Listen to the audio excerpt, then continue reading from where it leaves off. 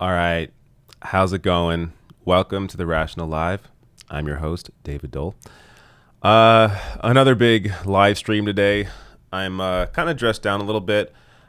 So if you watched last week's stream, I discussed how I have to improve my posture because my back's been giving me issues. Yesterday, I hurt my back, and I don't even know how I did it. Like, I was fine. I was walking around. And then all of a sudden, my back really hurt. And I woke up this morning, and I could barely stand up. Luckily, I have some, over-the-counter pain medication, so it's keeping me at bay right now. I think it's like the sciatic nerve. Anyone that's ever had that, like a nerve gets pinched in your back or something. That's what's going on right now with me. So I'm in pain. So I thought I would wear just a nice casual shirt, nothing to strain myself with, just something basic. But how's it going? So lots today. Let me, before I go through the rundown of what to expect, let me just go through the usual other rundown. RationalNational.com/join. That's the Patreon page right there. Support the show. You keep me going. Also, there's YouTube membership, PayPal donation link, Streamlabs link. That's all below the video in the description box. Check those out if you want to support the show. Also, hit the like button. I don't say this enough on any of my videos ever, really, but hit the like button. I think it helps with the algorithm, so you like the video and more people get to see it. What else do I want to talk about? Oh, I want to promote my interview with Director X. If you haven't seen it yet, let me show you this. Or not show you the whole thing, but let me just show you the interview. Here we go. This right here. So, awesome interview. If I do say so myself, not because of me, but because of Director X. Welcome to the show. Hey, man. So, this guy, I mean, if you don't know, Director X, man. So, back in the day when I was doing like more video work, like freelance video work, I shot a couple of low-budget music videos. Director X is like the king of music videos. So this guy does videos for Drake, Kendrick Lamar, Rihanna, Justin Bieber, Usher. Like, go down the list. He's been doing them for like 20 years. And he has this great organization called Operation Prefrontal Cortex, which deals with meditation and using meditation to reduce violence. It's fantastic. Check him out. Check this video out. And, it's backed up by science and all that. Meditation is well known to reduce, whether it's, various issues. It could be anxiety, depression, whatever it is. Meditation can be used to do that. And there's a lot of studies to back this up that he references here. So check out that interview. I really enjoyed talking to him. Now, give you a little rundown on what's going on today. So, Marianne Williamson, what's going on with her? We'll get to that in a minute. Julian Castro's deputy campaign manager, who has this person endorsed. Trump supporter, this hilarious video of a Trump supporter. I don't want to give away too much. You got to stick around and watch it. Sanders has a perfect comeback for Trump's socialist line. I'll show you that. Sunrise Movement makes an endorsement. I'll go over that. Joe Biden, back in 2016, praised Bernie Sanders. That's a great clip that we're going to revisit. Bloomberg surrogate goes deaf when asked a tough question. Another fantastic clip. PolitiFact gets something wrong. Buttigieg has a laughable response to hiring big donors. Donald Trump scared of Bernie Sanders, as you see in the this title, basically. And also, I'll go over polls of the week. Yeah, it's going to be... I mean, every week, I feel like I'm almost just reciting... When it comes to the polling, I'm just reciting what happened the week before, which is Bernie is doing very well. He continues to do very well in polls. All right. Also, so during my Twitch stream on Monday, there were a couple people in there that watched me on YouTube. I said I would mod them. I was able to mod one of them, I think. But the other one, I don't know. Because this is every week the chat gets kind of crazy. So it's time we actually have some mods in here. So if you are T Hayes, you should be a mod. Andre Alexander, I need to be able to find... Oh, I see you. There you are. What's up? I'm going to mod you. All right. Perfect. All right, there we go. We got mods now. So direct all your complaints to Andre and to T Hayes if anybody starts spamming the chat. All right. Let's start nice and simple. That's how I like to start. Something uplifting, something enjoyable, something that we can all enjoy. And something that isn't really a story, but I want to show this anyways. So, this morning, as you're going to see, Larry David and Bernie Sanders were on the Today Show. Now, I just want to play this quick clip because I thoroughly enjoyed this. I'm here with Curb Your Enthusiasm's Larry David. No, wait. Oh, Curb Your Enthusiasm's Larry David. Well, here they are together. If you become president, you've got to be flying back and forth to play him on SNL. That's true. It's not going to be easy for me. It'll be great for the country, terrible for me. I'm getting you a good job for 4 years and you're complaining. They're not related at all. Coming up next, we're going to talk to Larry about the new season of Curb Your Enthusiasm and what it's like to play Senator Bernie Sanders on SNL. Everybody happy? Absolutely. That was yes. But now? Not so much. He's doing too well. It's frightening to me how well he's doing.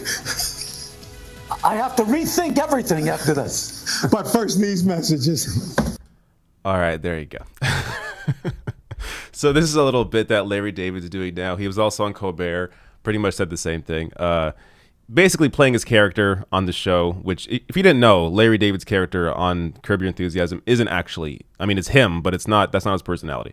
But he plays this, this kind of character, like he gets, I don't know how to explain it, but he's very, he's like the Larry David you just saw here, acting like he's really freaked out about, playing Bernie for the next 4 years.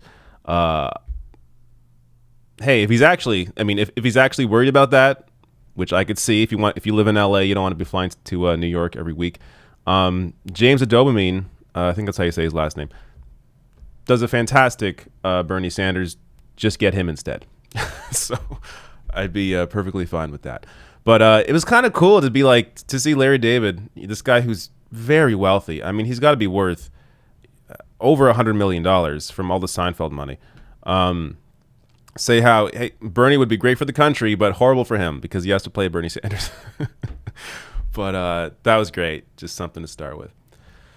All right.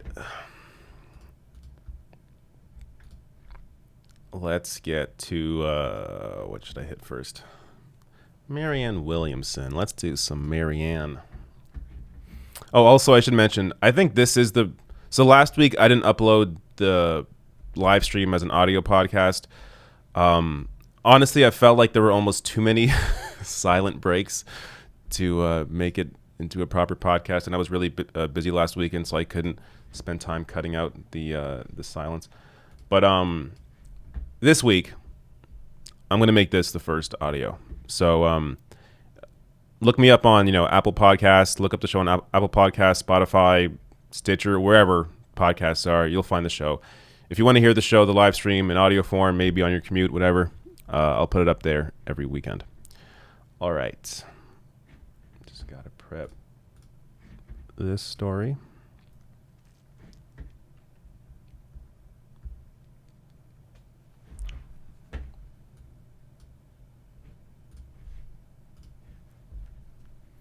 So author Marianne Williamson has dropped out of the 2020 race. Now, for a lot of us, we didn't know she was still running. So she never, really since the summer, she kind of disappeared. She stopped making the debate stage. But I guess she was still in the race. She was still, holding events in various states, mainly in Iowa, I believe in New Hampshire. But she finally dropped out, realizing she has no shot.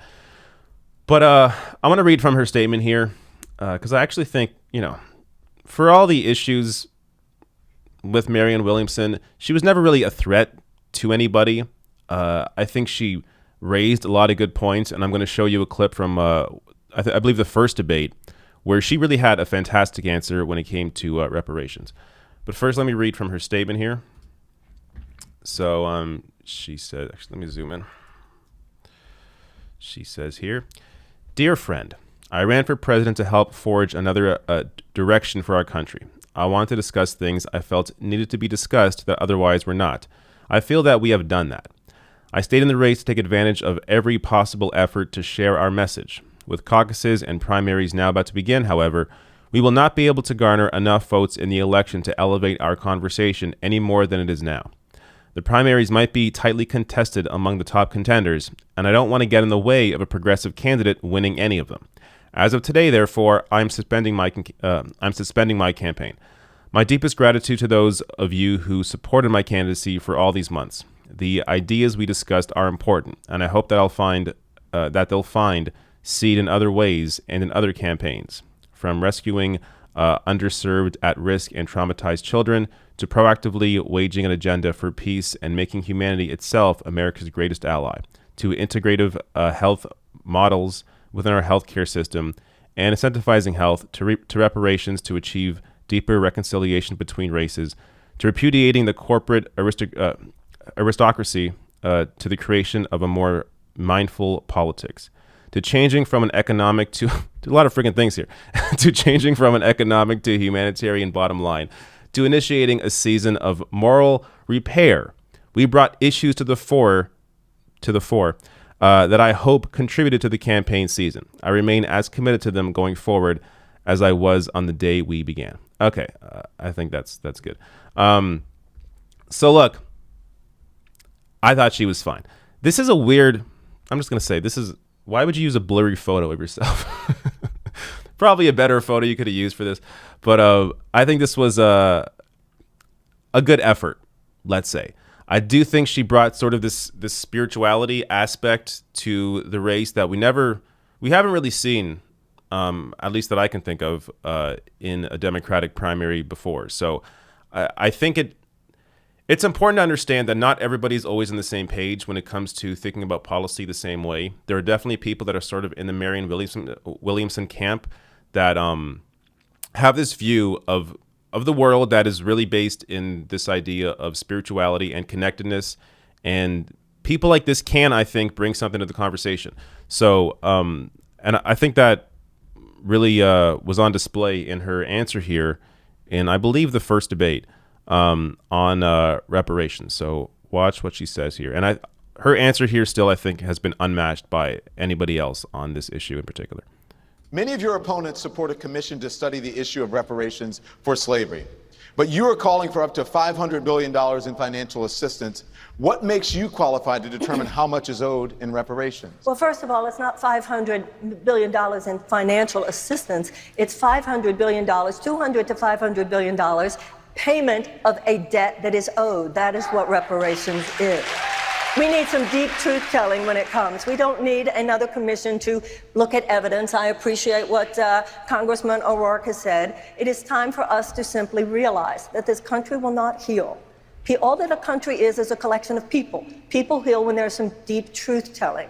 We need to recognize that when it comes to the economic gap between blacks and whites in America, it does come from a great injustice that has never been dealt with. That great injustice has had to do with the fact that there was 250 years of slavery, followed by another 100 years of domestic terrorism. What makes me qualified to say 200 to 500 billion dollars? I'll tell you what makes me qualified. If you did the math of the 40 acres and a mule, given that there was 4 to 5 million slaves at the end of the Civil War, there were 4 to 5, and they were all promised 40 acres and a mule for every family of 4. If you did the math today, it would be trillions of dollars. And I believe that anything less than $100 billion is an insult. And I believe that 200 to 500 billion is politically feasible today because so many Americans realize there is an injustice that continues to form a toxicity underneath the surface, an emotional turbulence that only reparations. Thank you very much. Senator Sanders. So I think that's a great answer. Basically, it boils down to reparations being a debt that is owed. And she really breaks it down thoroughly there. So again, I don't think anyone else in this race has had a response that has been that coherent on this issue. So say what you will about Marianne Williamson, I do think she actually brought something to this race, even though it was always clear I think she wasn't going to win the nomination. She did clearly bring something to this conversation that I think other candidates can pull from. All right. That's Williamson. Let's see what's next. Man, this back, my back is horrible. Oh, Jesus. And it's not even like, I don't know, it's not even the spine. It's just nerve. The sciatic nerve. Killing me. I almost took today off. That's how bad it was. I thought, you know what?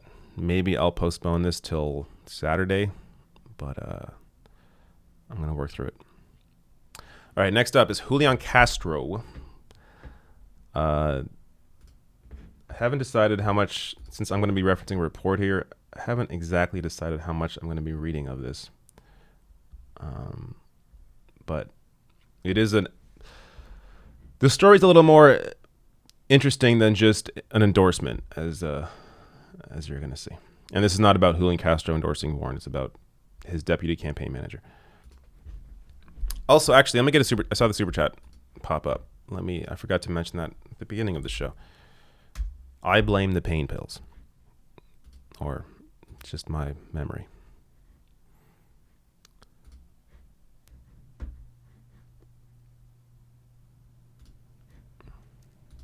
All right, super chat. So again, I'll take super chats throughout, and also at the end of the stream. Boogie O. Winston says, so who do you think will win the Iowa caucus? It's always hard to separate who I want to win and who I think will win. But in this case, I do think they both align. I do think Bernie Sanders will win the Iowa caucus. I think in the majority of polling, his numbers aren't, so he's essentially leading or tied in Iowa right now. But I think that actually the polls don't paint the full picture, because a lot of his support are typical non-voters, people that aren't normally polled, a lot of young people. So if these people do come out to support him in Iowa, he's going to do a lot better there than what the polling is currently showing. And the polling is already showing him basically in first or second. So I think Bernie's going to win Iowa, and that's going to set him up for a good first few states when it comes to this primary. J-Max says, I'm sorry to hear about your back. I hope you get better. You make the world of news infinitely better with your voice. I love you, Daddy David. Thank you, J-Mac. Much appreciated. Brandon Mills sends $10. Generous. Thank you. No message, but thank you. Lorna Paisley sends 25. Whoa, super generous. Says, I'm a retired school teacher, and when I go to YouTube in the morning, you are my first choice. That's awesome. Thank you, Lorna. I love to hear that. Dylan Patton says, yeah, she brought a lot of substance to the race. I can't tell if you're being sarcastic, but I do think Marianne Williamson brought something to the race. Thank you, Dylan, for your super chat. All right, let's get to this Castro-esque news. So Julian Castro, as you likely know already, has endorsed Elizabeth Warren. Now, this endorsement really wasn't a surprise if you followed Castro. I mean, even his statement on the assassination of Qasem Soleimani was essentially the exact same statement that Elizabeth Warren put out on Twitter. It was almost comical in how similar they were. And that's just one example of how Castro has sort of been in Warren's corner for most of this race. Clearly, Castro would be almost a definite choice for Elizabeth Warren's VP were she to win the nomination. I don't think she will, but if she were, I think Castro would be her choice for vice president. But Julian Castro's deputy campaign manager, has not endorsed Elizabeth Warren. Instead, he's endorsed Bernie Sanders. So this, and the reason he has, is also part of the story as well. So I want to share this report. The Huffington Post wrote this up.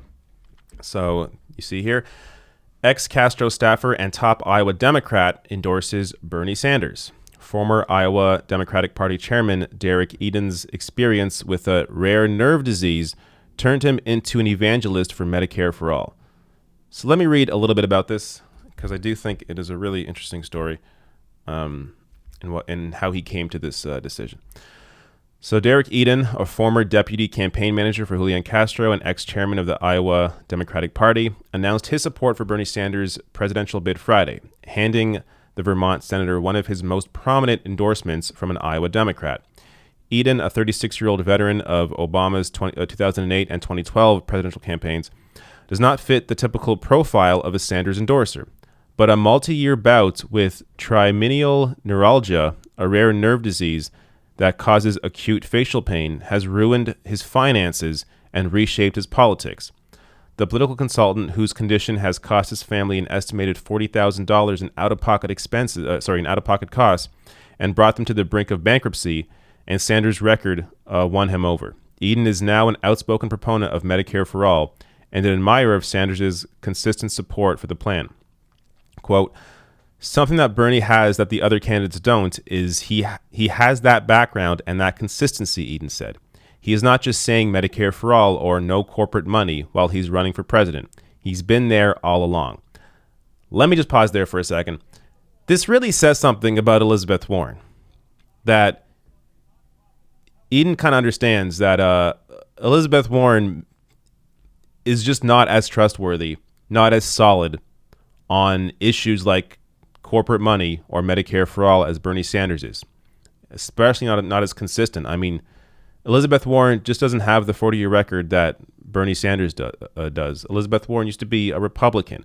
Now, look, I have nothing against people that were, had certain political views and then changed and evolved. That's fine.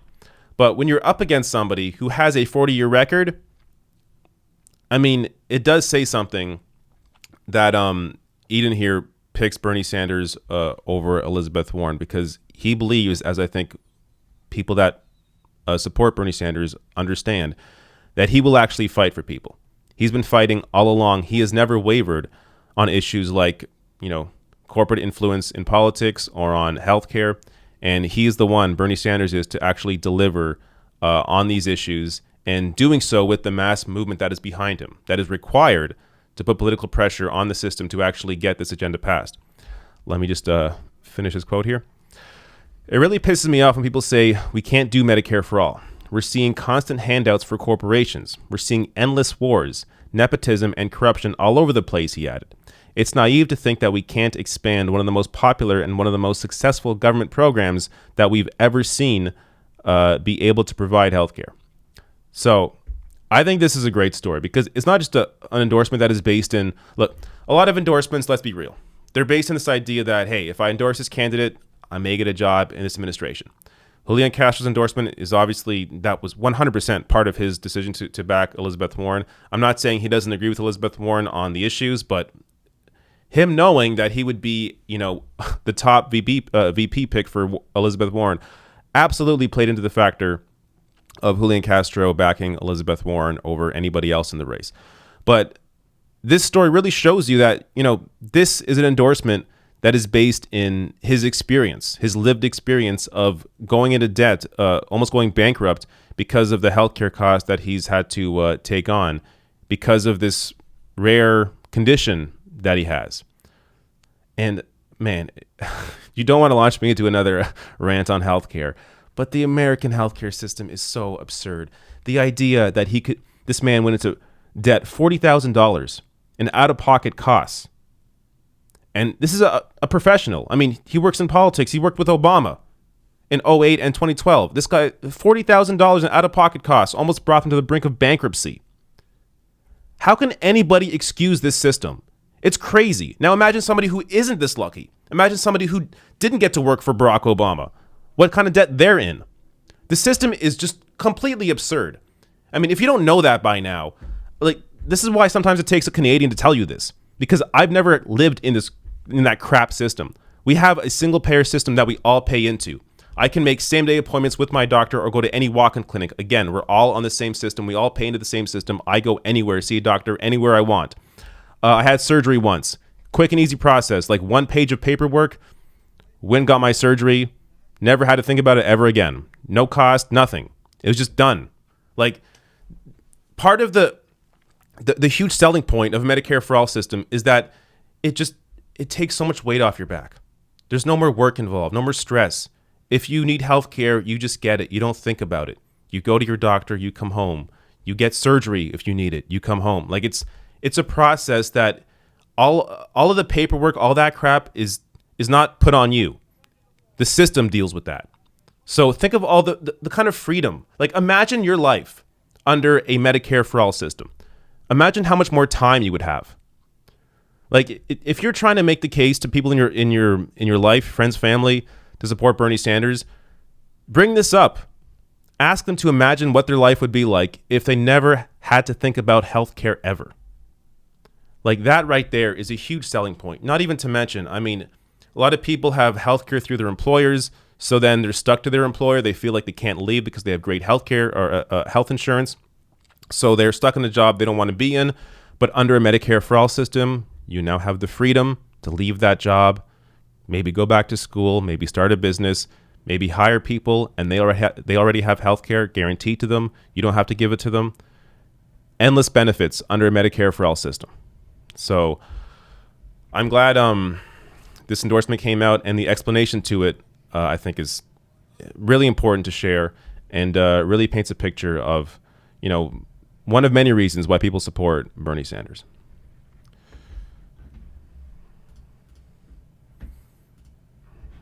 All right. I did end up going on a rant about healthcare. Those always come up. It feels like every week, but it's necessary.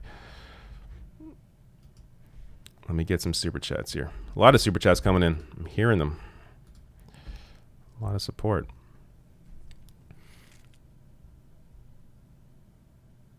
I'm trying to find where I was here. Oh my God. What's the stream like right now? Jesus, almost 1,500 people. This is why I can't find where I am in the super chat. Scrolling way down. I definitely won't be able to get all these before the next story, but I will get to all the super chats, but just not immediately. My goodness, where was I here? I'm still scrolling down. Are you kidding me? No, okay. I was looking at last week's. I'm like, there's no way I have these many super chats. Didn't make any sense. That makes a lot more sense now. All right. Here we go.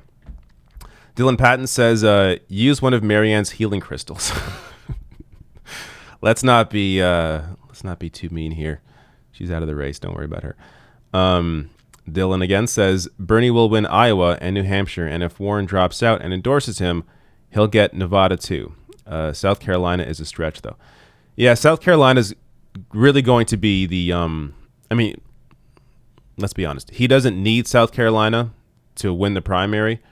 But it's going to be hard for Bernie to win South Carolina just based on, I don't know.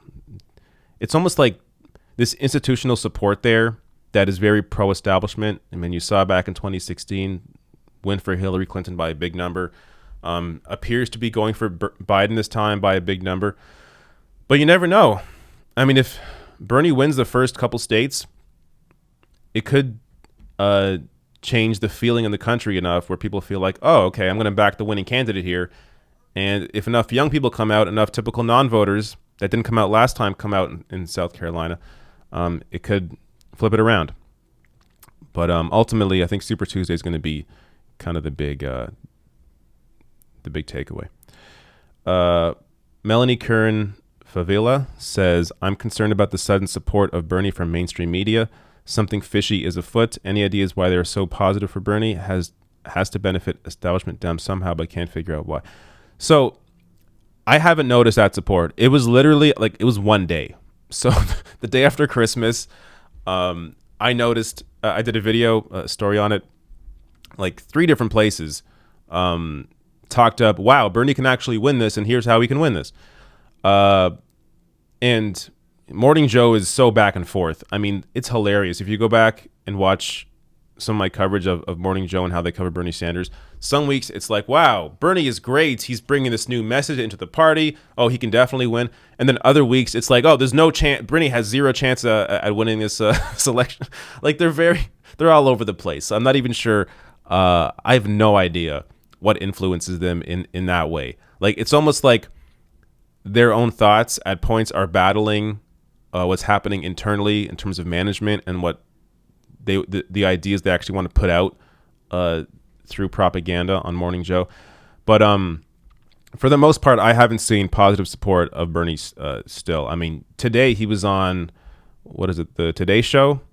And he was, the questions that were coming up were framed ridiculously. Like they were framed in this pro-Trump view. And then they brought up his heart attack again. I mean, the man's been incredibly healthy since his heart attack. Like if you look up when people get stents put in, like Bill Clinton had a stent put in when he was like in his 50s. He's alive and kicking. He's doing well. Like it's a normal procedure. So for them to bring that back up and try to make a story out of Bernie's health when he's been all over the country doing rallies, looks incredibly healthy. They're clearly trying to still manufacture or create this narrative that you should be worried about voting for Bernie Sanders when there's nothing to worry about. So I haven't seen that positive coverage. But if you ever see it, it's not even positive coverage. It's objective coverage. It's, oh, Bernie has the most money in the race. I wouldn't call that positive coverage. I would call that presenting the news. Like that's what they should have been doing the whole time. Bernie has the most individual donors, the most donations, the most volunteers. These are all facts. He's doing well in polling. These are all facts. So it's not even positive coverage. It's just objective coverage of the Bernie Sanders campaign. Parker Fitzen says, if you're ever in Vancouver, try Virtuous Pie. They have amazing pizza with great vegan cheese. A lot better than the crap you buy at stores. I will check that out. I do want to actually go to BC at some point in the future. I can't believe I haven't been there yet. But when I was in Portland, Oregon, they have this really good pizza place. This great pizza place, great vegan pizza. Honestly, some of the best pizza I ever had. I wish I remembered the name, but I don't. Let me get maybe 2 more super chats here. Ryan Sipe says, after PBS debate, Bernie went to a local and family-owned Thai restaurant. You can look it up and see the picture. He's awesome that way. Awesome, cool. I'm into Thai food.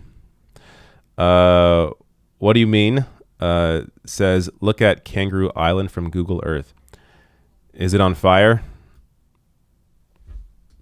Is that what's happening? Let me check it out.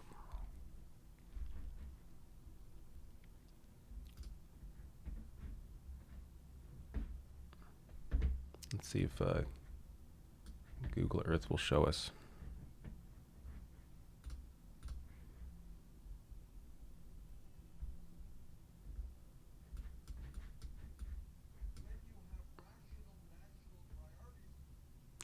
I don't know why it's popping up like Colombia. Okay, I don't know. But I imagine if it's what I think it is, that that it's not doing too well. Because, yeah, I mean, I did a story last week on Australia.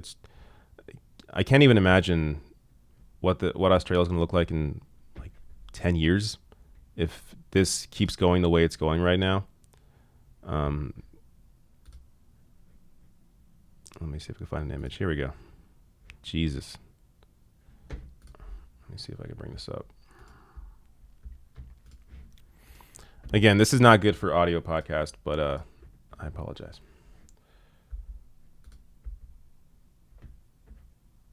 So, if that's an actual satellite image, it just looks red. You can see the smoke coming off it. It's half the island's on fire. That's insane. All right. Let me do the next story.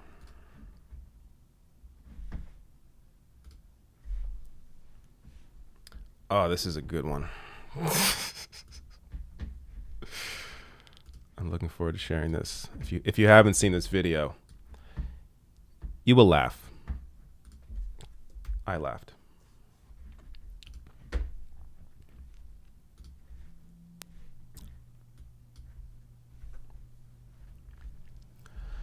So at Trump's recent rally, a reporter went up to a Trump supporter there and asked this person, what has Trump done well? So without spoiling anything, let me share this video because this is priceless. What is something that you believe the president has done well?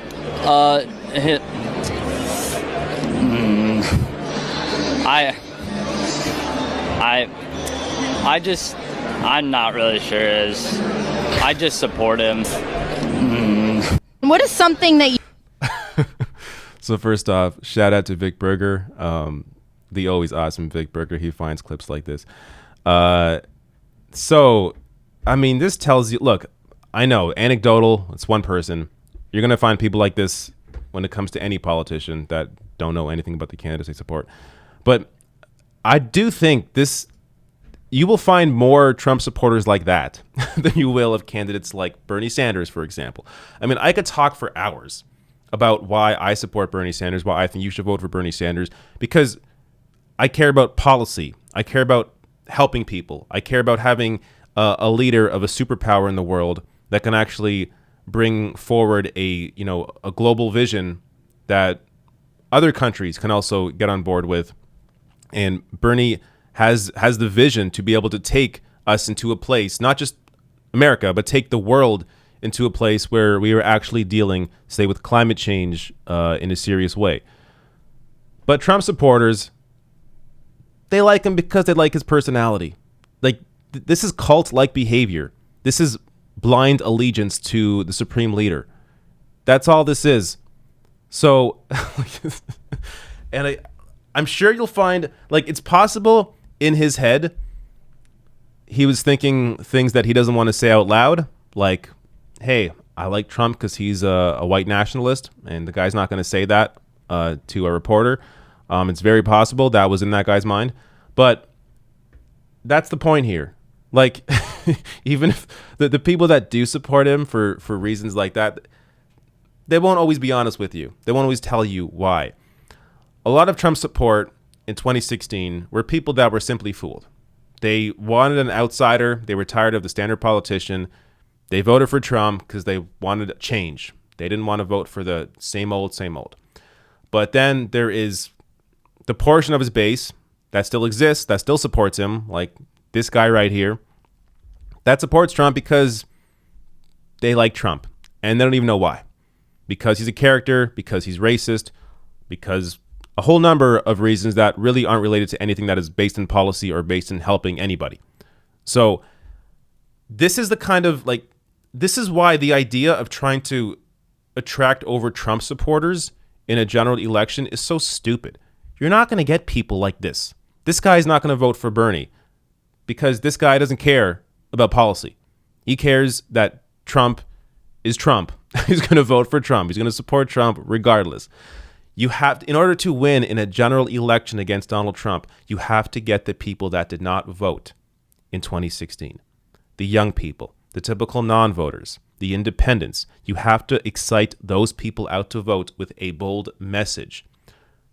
Bernie Sanders has that bold message. Bernie Sanders excites young people, excites typical non-voters, excites independents. As a lifelong independent himself, Bernie Sanders has called out the political establishment in both parties. So he has still that outsider piece of him, Bernie Sanders does. So while Trump is, yes, an outsider in a way, he wasn't really, because he's still being controlled by the people that have power, by the people that have money, and he himself has tons of money. He was born into wealth. Bernie Sanders comes from a working class background. Bernie Sanders is an outsider in the sense that the political establishment, the corporate establishment, the media establishment has been against him for the past 40 years as he has fought for people. So that is what you have in Bernie Sanders. You have an actual fighter for the people. In Donald Trump, you have fake populism. A guy who speaks to people like this who don't even know why they support him. So when you're looking at a candidate that can actually defeat Donald Trump, you do not want to look at a moderate. Hillary Clinton lost using that strategy, trying to reach out to conservative voters. Hillary Clinton lost because in the mainstream press, there is this idea that, well, I mean, most Republicans don't like Donald Trump, right? I mean, most Republicans are moderate. They like pro-corporate policies. So as long as you have a pro-corporate Democrat, well, you're going to get all those conservative voters that will vote for Hillary Clinton over Donald Trump. Complete BS. Didn't happen. She lost. You have to bring out typical non-voters. People don't want a corporate candidate. They want someone that has a history of fighting for them, and Bernie Sanders has that history.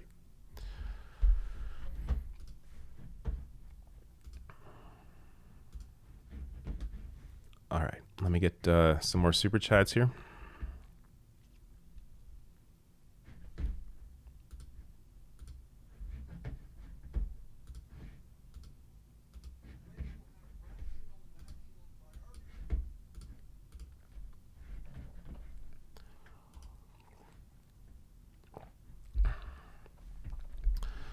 All right, Eric Radzik says Abdul El Said made a great video on Medicare for All, and he links to it.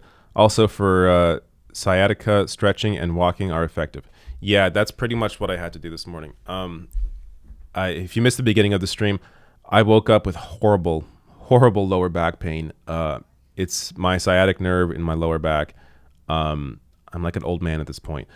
So I basically like rolled out of bed, could barely stand up, eventually was able to stand up.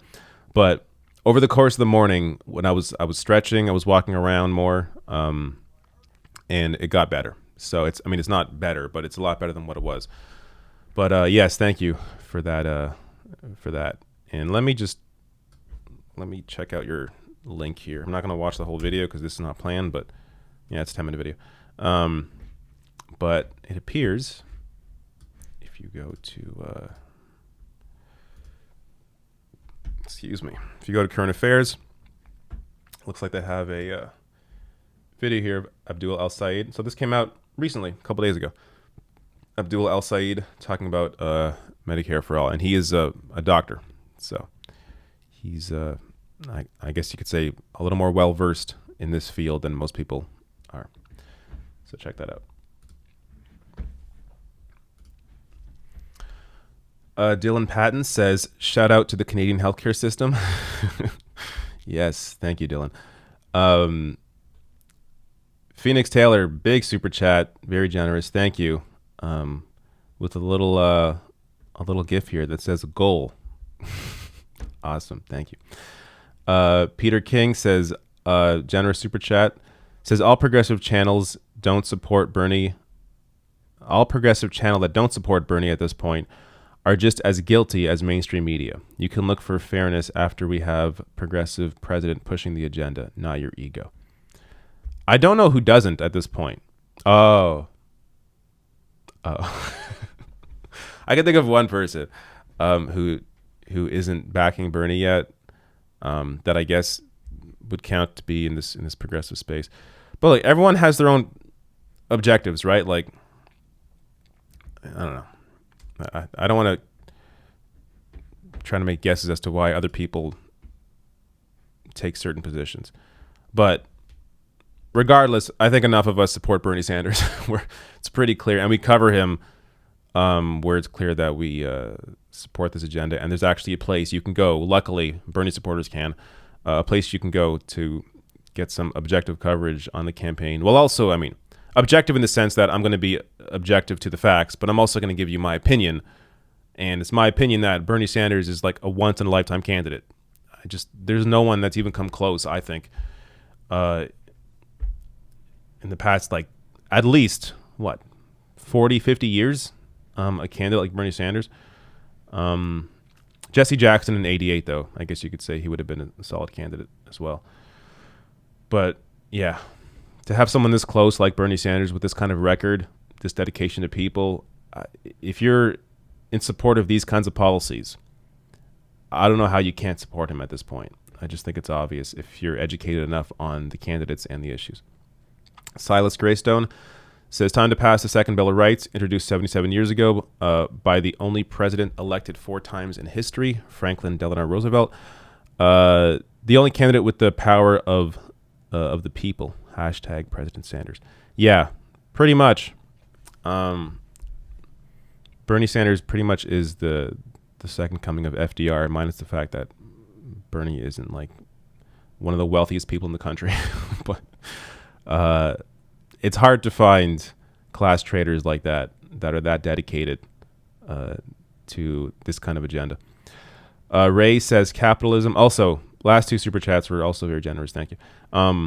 Ray says capitalism is a death cult.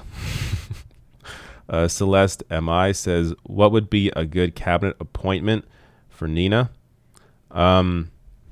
Chief of Staff, VP. I don't know. I think Nina Turner could definitely be a solid part of Bernie's administration for sure. Sarah's Boer Army says Biden's son's cancer almost made Biden sell his home, and Obama offered money, but he died before it got that expensive. It is pretty crazy that, like, oftentimes for whatever reason, it takes people to go through personal experiences to be able to wake up to issues themselves. And I guess I get it in the sense that if you have a busy life, you may not be thinking about these issues as deeply as other people are until it actually happens to you. And, as you saw with Julian Castro's deputy campaign manager, had $40,000 in out-of-pocket expenses with his health condition. So the fact that Biden went through something similar and still doesn't support Medicare for all, I mean, it really shows you the power of money, of corporate money on his campaign. Because that's the only explanation. How you can go through something like that and not be able to empathize with people who aren't as well connected and wealthy as you are and understand what they might be going through in that same situation. I don't know. It's disturbing in a way, honestly, because it's sociopathic in its application to the real world. Old Gringo says, people want to know if you speak French. I do not speak French. I took, what is it? I think we take like 5 years of French in school. 5 or 6 years, and I pretty much know nothing. So, I mean, it's not like I wasn't immersed in it. It's one of those things where you take a class, every day or every other day, and I just in one ear out the other. Did not retain any of it. Dylan Patton says, I speak French and we love Dave here in Montreal. Awesome. Thank you, Dylan. I wish I spoke French, but I don't. All right. Too many super chats. I mean, it's a good thing, but I'm not going to get to them all right now. Let me go back to the stories here. If I didn't lose my place. Here we go.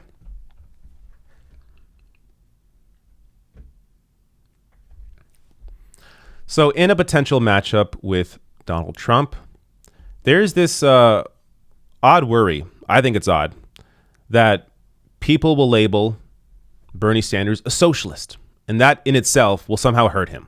That, once Donald Trump goes on a debate stage or is at an event and says, Bernie Sanders, socialist Sanders, then that's going to ruin his ability to defeat Trump.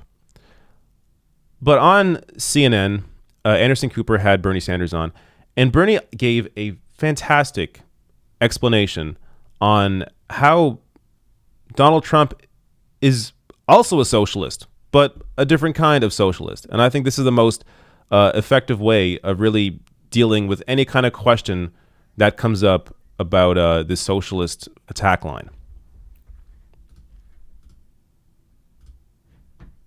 American population and many people who hear the socialism part, right, maybe not the democratic part, and President Trump ultimately will be yelling Venezuela at you as much as possible. Yeah, well, that's exactly the point. And the other point that I made today is that, in fact, people like Donald Trump are also socialists, except they are corporate socialists. They are prepared and do provide hundreds of billions of dollars every single year in subsidies and tax breaks to large corporations and the wealthy.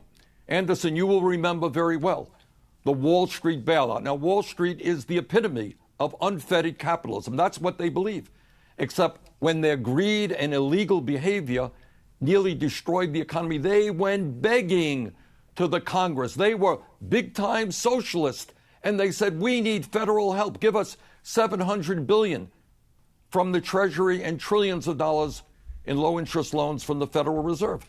You got the fossil fuel industry today, which is literally destroying the planet, and they get billions of dollars in subsidies and tax breaks. You have Amazon, owned by the wealthiest person in this country, Jeff Bezos, made $11 billion last year. That's what Amazon made in profits. They didn't pay a nickel in federal income taxes. So, in fact, you got Donald Trump himself, as part of his housing endeavors, received tens and tens of millions of dollars in subsidies and tax breaks. So you do have socialism in this country, except, as Martin Luther King reminded us, it's socialism for the very rich and unfettered individualism for the poor. So that's exactly right. I mean, this is a point that people are looking at this issue of socialism all wrong. Like the people that are saying, oh, Bernie's going to be called a socialist and that's going to ruin him. What Bernie actually is an outsider. He's able to call out the greed, the corporate greed of the system, of typical politicians. So the way Donald Trump was able to call out Hillary Clinton and her ties to Wall Street, he can't do that to Bernie Sanders. So when Trump did that to Hillary Clinton, it suppressed the vote. It suppressed the Democratic vote. It's not like people went from Democrats to voting for Trump. I mean, I'm sure some did. But for the most part, that wasn't her issue. Her issue was that it suppressed the base. It suppressed people because they thought, I can't, again, vote for a standard politician who gives in to Wall Street, gives into corporate interests, doesn't actually care about fixing issues like healthcare or dealing with climate change seriously, and they stayed home. So when you have a potential candidate in Bernie Sanders go up against Donald Trump, what it does is it flips the script. Donald Trump can no longer use his old tricks that he used on Hillary Clinton in 2016 because he's now faced with a candidate that actually cares about people and has a 40-year record of fighting for people. So this idea of socialism, you can flip it around in 2 seconds. Donald Trump, you're a corporate socialist. And talk about his ties to like his administration, who's in it. Steve Mnuchin. I mean, people that are embedded in money, in Wall Street, in corporate America. Like, he can turn around and act like, Trump, you lied to people. You acted like you were an outsider, and you're just like every other standard politician that has ever been president. And he could completely turn it around and show how he is actually, Bernie's actually on the side of people, and Trump is everything he pretended not to be in 2016. So this is how you defeat Donald Trump, and you can only do it with somebody that has the record like Bernie Sanders. Only Bernie Sanders has this record, has this 40-year record, has this fight, has this history. You can't make this case with Joe Biden. You can't even really make this case with Elizabeth Warren.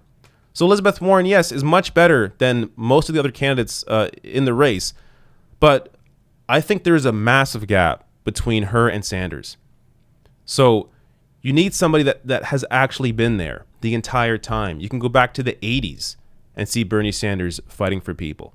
I mean, the kinds of old clips that he can put into ads and show people how he's been there for them the entire time. And now you have the opportunity to actually elect a true outsider, a true populist, somebody who is actually on the side of the people. I think that will be a message that will be impossible to beat, because Bernie will be able to bring out millions of voters that did not feel encouraged enough to come out and vote in 2016.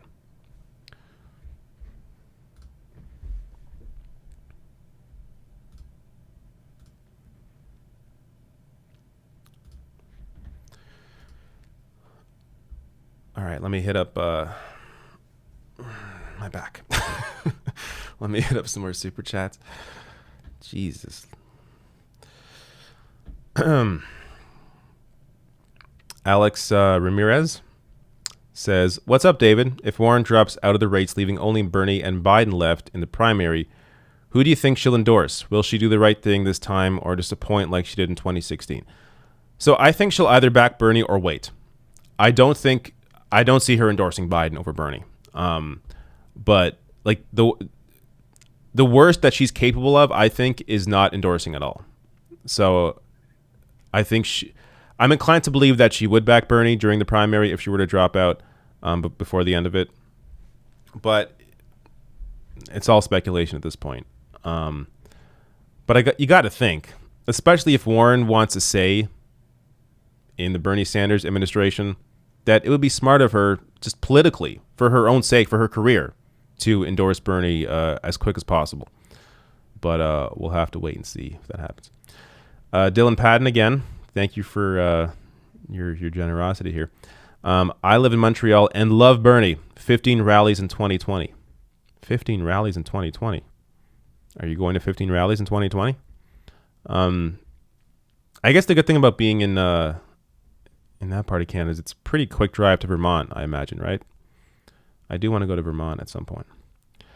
John Crow sends a very generous super chat saying Trump was an outsider politician, but an insider oligarch. Bernie is neither. You nailed it. David Lamb says, yeah, but this Trump supporter is either 16 or 17. He doesn't graduate high school until next year. It's impossible to tell how old that kid is, but clearly he's, under 25, more than likely. Which means, there's hope yet for people like that, those kinds of Trump supporters. If you're young, you can definitely change and evolve. I didn't know much about politics when I was in my early 20s, so there's definitely room. At the same time, though, I wasn't engaged enough to go to a rally for a politician. But I guess if you view Trump as a cultural figure as opposed to actually the president or a politician, then maybe it kind of works a bit differently. Dylan Patton says, David, you used to follow me on Twitter till Washington Post got me banned for calling them biased and stupid. Could you promote my new handle? Let me check it out. That's a crazy name. Let me just make sure you're good people. I don't want to be promoting someone I have no idea who you are.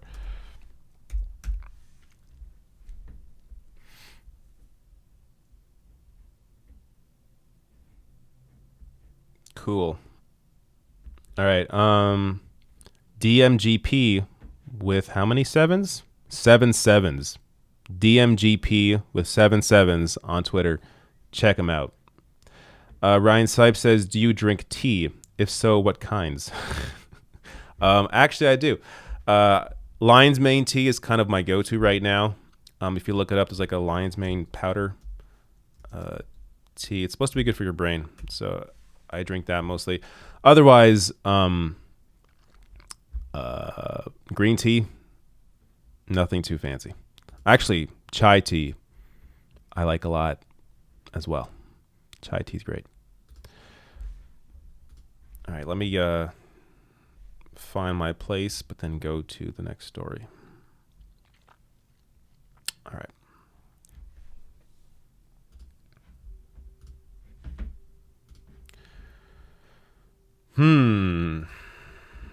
This story's good, as you're going to see.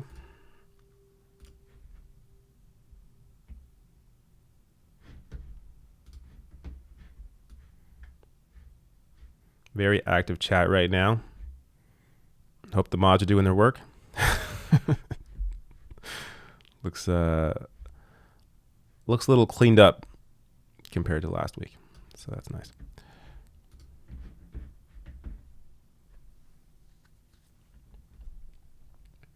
By the way, Twitch streams, I'm trying to do them now on a kind of semi-consistent basis. I'm going to try to make like Monday nights my Twitch night. And they're really super laid back streams. I mean, the last one I was playing played a couple games, just talked to the chat. They're small and intimate. Nothing too, like I don't do these kinds of stories, but I do go through Twitter and just see what's happening. But the link to the Twitch account is below the video as well.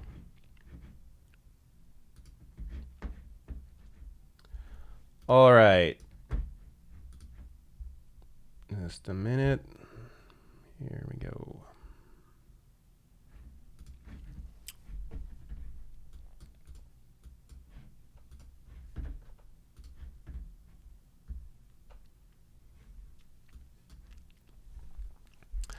So the Sunrise Movement, which is a group of young people that are dedicated to combating climate change, have made their endorsement for 2020. Let me play the clip.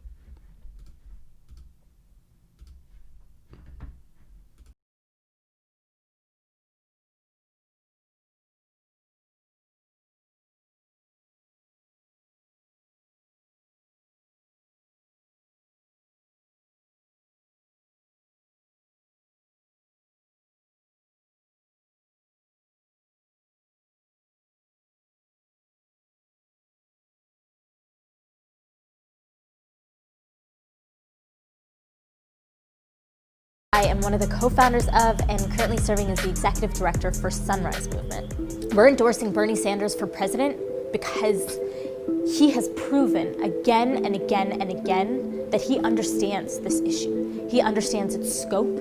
He understands the severity. He understands that it is a social justice issue, that it's about racial and economic justice, that it's about the fight of our lives. And he understands that this isn't just about a conversation happening in Washington. This is about changing the lives of millions of working people across this country for the better. Whether it's farmers in Iowa, whether it's people living in Cancer Alley in Louisiana, whether it is people fleeing from sea level rise in Miami, Bernie Sanders understands that this is a crisis and it's time to act now. Sunrise is a movement that is made up of teenagers and 20-somethings who have watched our entire lives as the political establishment kicks the can down the road and fails to deliver on this issue. And we are saying enough is enough. Bernie Sanders has been saying the exact same things for his entire political career. He has made it clear that in Washington, he will hold on to his convictions, to his political courage, to his morals, to his values in a place where people are far more likely to bend to the will of moneyed interests. So we really trust Bernie Sanders in a way that we haven't been able to trust many other politicians.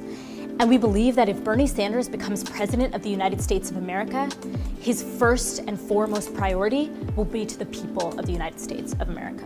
Over the last year, when young people with Sunrise Movement and millions of other young people pushed on our politicians to act, Bernie Sanders responded to the call immediately by fully embracing the Green New Deal, embracing a $16 trillion plan to get America's economy back on its feet, to employ people all across the country in jobs that will save our future and our planet. And I think that one of the biggest reasons why young people are so excited to endorse Bernie Sanders right now is because he supports a Green New Deal.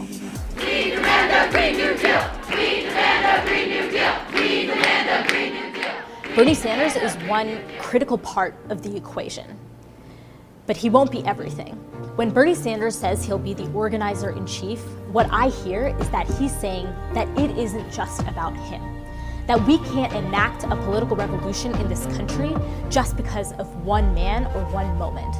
This has to be the sustained effort of millions of people, of many movements coming together and changing the political tide in this country. I believe that Bernie Sanders, as President of the United States, will work hand in hand with movements across this country and people everywhere to manifest the America of our dreams.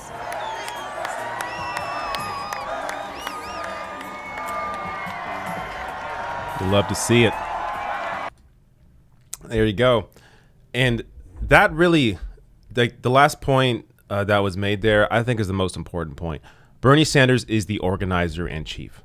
This, like, many things set him apart, be it his record, his platform, but this is what sets him apart in the sense that this is what no one else is even capable of doing, that he has already done. And that's build a mass movement of people that he continues to build, a movement that is required to get the kind of change that people want.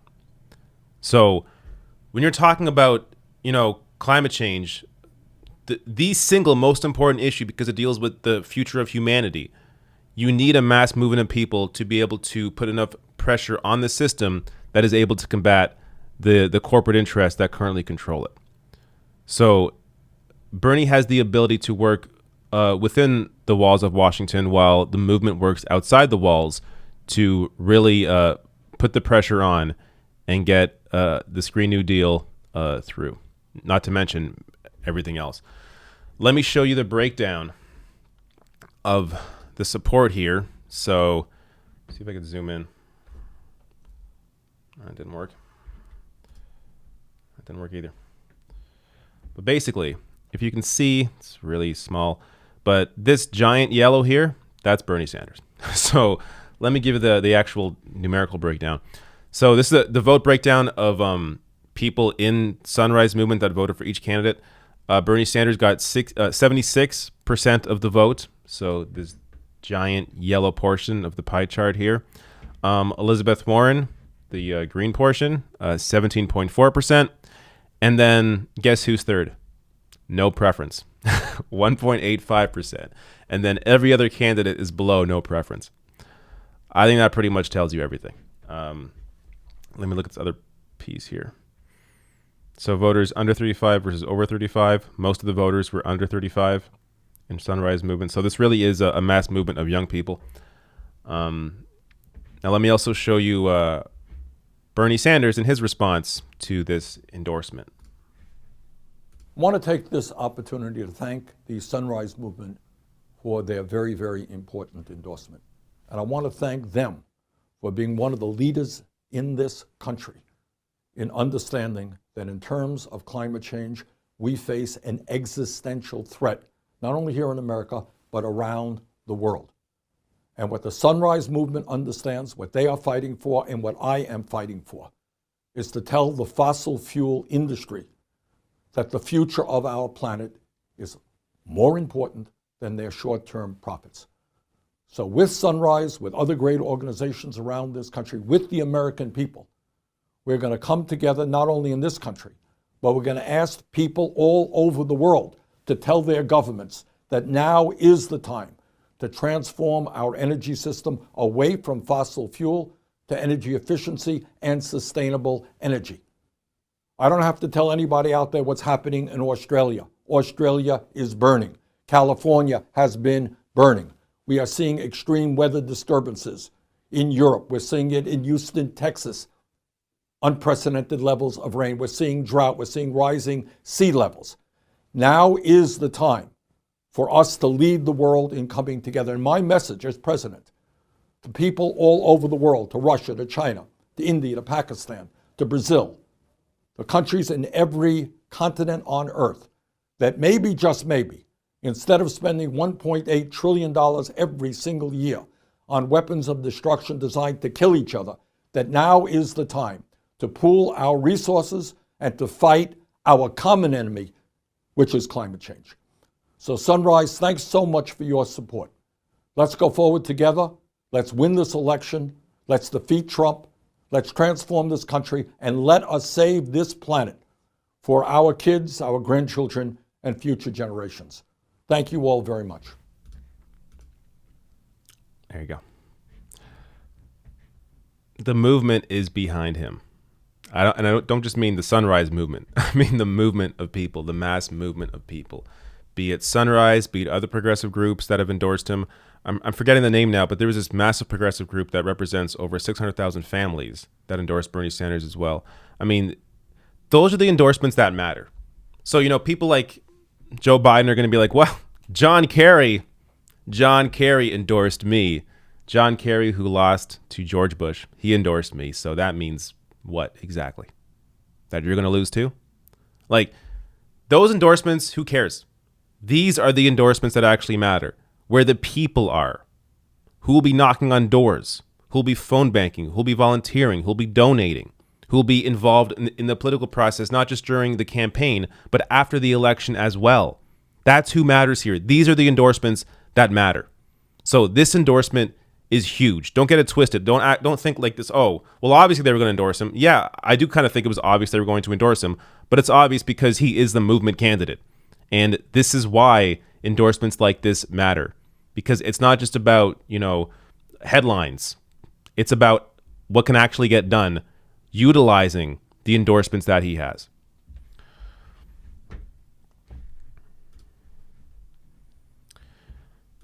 All right. Back to some super chats.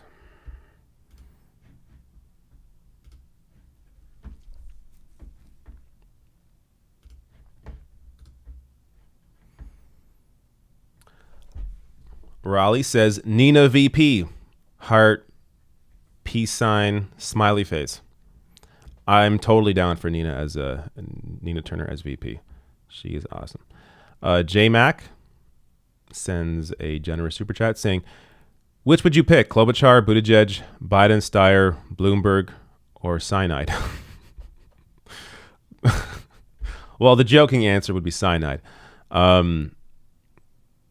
Man, those are horrible choices, though. I'm not even going to answer the question. So I guess cyanide. Yeah. I mean, at that point, you're not even choosing a candidate. You're just voting against the Republican. So, like, that would be the case if it was anybody but Bernie Sanders, essentially. I guess Elizabeth Warren I could be a little more excited about than most other people. But anybody else, basically, it would just be, well, do you want a white nationalist as president for the next 4 years, or do you want a corporate shill? In that case, I'm going to choose the corporate shill over the white nationalist. I think that's the logical conclusion, but we're not there, and I don't think we're going to get there, so I don't think it's even worth having that conversation. Craig Reeves sends a super chat saying, what kind of camera are you using? It's really good. Keep up the great work. It's a Canon C100. So it's a camera I actually used initially for documentary work, and I shot a couple music videos on it. But now it's my camera that's, I mean, it's like 6 years old now, but it works fairly well for what I do.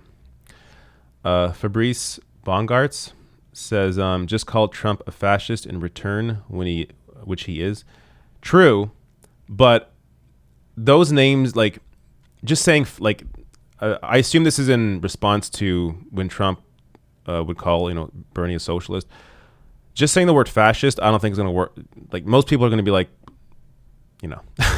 I think you need to give them, even though it should, like, that should be enough on its own. I think flipping around, like flipping the script and calling Trump a corporate socialist, I think is actually the proper way to address that, because you aren't skirting the label of socialist. You're just correctly acknowledging that, hey, but Donald Trump is also a socialist of sorts, in the sense that he is only he's only interested in actually serving corporations and serving wealthy donors. So I think it's whenever you can point that out about the GOP and Donald Trump, it's worth pointing that out, because that shows you that Trump is not an outsider. He's just as corrupt as any other politician. Raleigh sends a rose. Thank you very much for your rose. Jaber D says, what is the Sanders campaign doing about voter suppression? Should we worry about Bloomberg, Steyer? $170 million spent so far. I'm not sure if the campaign can really do anything about suppression. They are trying to reach typical non-voters. So that is a big part of their campaign, is trying to reach people who didn't vote at all last time. And if that gamble pays off, it will pay off huge. And should you worry about the Bloomberg-Steyer money spent on mostly campaign ads is where they're spending that money? I don't worry at all. I mean, they are absolutely buying themselves some support. I mean, you see it in polling. Steyer somehow made the debate stage recently for the next debate because a new round of polling came out in, I think it was Nevada and another state, where essentially he spent a ton on ads. So they're buying their way into this race. Bloomberg, his support in polling as well is growing because he's spending a ton of money on ads. But I think, honestly, a lot of that support is coming from Joe Biden, coming from Pete Buttigieg. Like, I really don't think Bloomberg and Steyer are cutting into the Bernie Sanders support. They're mostly cutting into the politicians that don't have the Bernie Sanders agenda. So Joe Biden, Pete Buttigieg. I mean, who else is in the race at this point? So that's pretty much where their support, I think they're taking a lot of the support from. So in a way, you could say it's actually helping Bernie because it's cutting Biden's support and it's cutting Buttigieg's support and potentially Warren's support as well. So I don't really think it's too much to worry about. All right. Let me get to the next story. Then I'll get more super chats.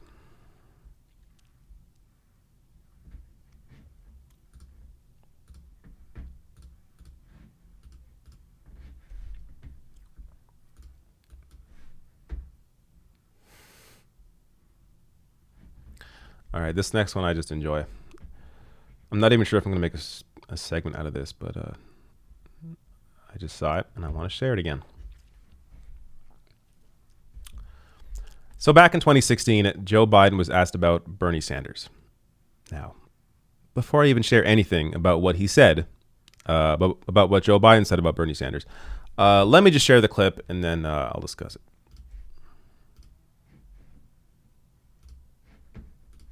You know, if Bernie Sanders never said he was a democratic socialist, based on what he's saying, people wouldn't be calling him a democratic socialist. That's how he characterizes himself in sort of European terms, the democratic socialist parties in Europe. But why is she having trouble? Well, I think that Bernie is speaking to a yearning that is deep and real, and he has credibility on it. And that is the absolute enormous concentration of wealth in a small group of people with the middle class now being able to be shown being left out. There used to be a basic bargain. If you contributed to the profitability of an enterprise, you got to share in the profit. That's been broken. Productivity's up, wages are but stagnant. Hillary's talking about that as well. Well, it's relatively new for Hillary to talk about that. Hillary's focus has been on other things up to now, and that's been Bernie's. No one questions Bernie's authenticity on those issues. And they question hers, you think? Well, I think they question everybody's who hasn't been talking about it all along. But I think she's come forward with some really, really thoughtful approaches to deal with the issue. But I just think, and look, you know, everybody, you know, it's the old thing. Everybody wants to be the favorite. No one wants to be the prohibitive favorite. Mm-hmm. And so it's an awful high bar for her to meet that she was the absolute prohibitive favorite. I never thought she was a prohibitive favorite. I don't think she ever thought she was a prohibitive favorite. So I think it's, you know, everything's sort of coming down to earth. All right. You could pretty much put this into a campaign ad for Bernie Sanders. You have Joe Biden here saying, nobody questions Bernie's authenticity on the issues of the working class, on the issues of income inequality. Nobody questions Bernie's authenticity on these issues. Put that into a nice ad for Bernie Sanders and goodbye, Joe Biden. I mean, it's true. Like, Biden isn't saying anything here that is anything new or, anything surprising. This is all obvious. But the fact that it's coming out of Joe Biden's mouth when now he's trying to run against Bernie Sanders and act like he's the candidate, that Joe Biden is the candidate of the working class when he never has been. I mean, this is all you need. This understanding that even the guy that Bernie Sanders is up against in the primary, even Joe Biden understands that Bernie Sanders is authentic on the issues of wealth inequality and of standing up for working people. And just one more comment. At the end here, I just find it kind of funny.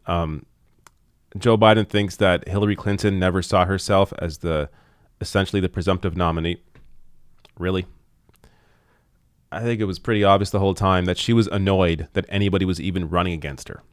Like, that's also kind of what turned people off, I think, from Hillary Clinton in 2016.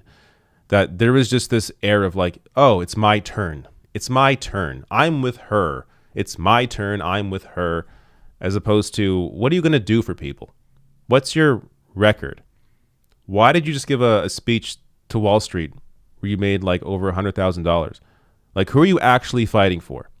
So those were issues that Donald Trump was able to exploit in 2016, even though Trump was never on the side of people ever. But he was able to suppress the vote by going after her on those issues. So again, it's not that people went from supporting Hillary to supporting Trump because Trump made those criticisms of Hillary Clinton. It's that Democratic voters that maybe would have come out in 2016 didn't come out in 2016 because they knew she wasn't on the side of them. Much like with Joe Biden. Joe Biden's entire record has been on the wrong side of history. I mean, fighting for the Iraq War, the crime bill, issues of credit card companies and Wall Street. I mean, this man, Joe Biden, has always fought for corporate interests over people. Yet because his personality comes off as somebody who's being authentic, sometimes he comes off as a guy who's, oh, he's just your average Joe Biden, just my Uncle Joe, then it can trick people into thinking, oh, Joe Biden he's a real dude. This is, he's fighting for us because he talks like this. But you just go into his history, and it'd be so easy for Donald Trump to exploit, or expose Joe Biden's record, and once again be able to suppress the Democratic base in a matchup against him, which is why you need a candidate in Bernie Sanders that actually has a history of fighting for people, even according to his top rival in the Democratic race, Joe Biden.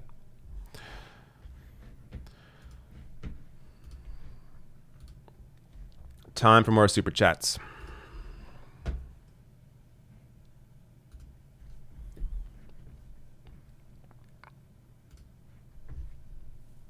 I'm catching up. I like it. At the same time, I like super chats. So both are good. Where was I here?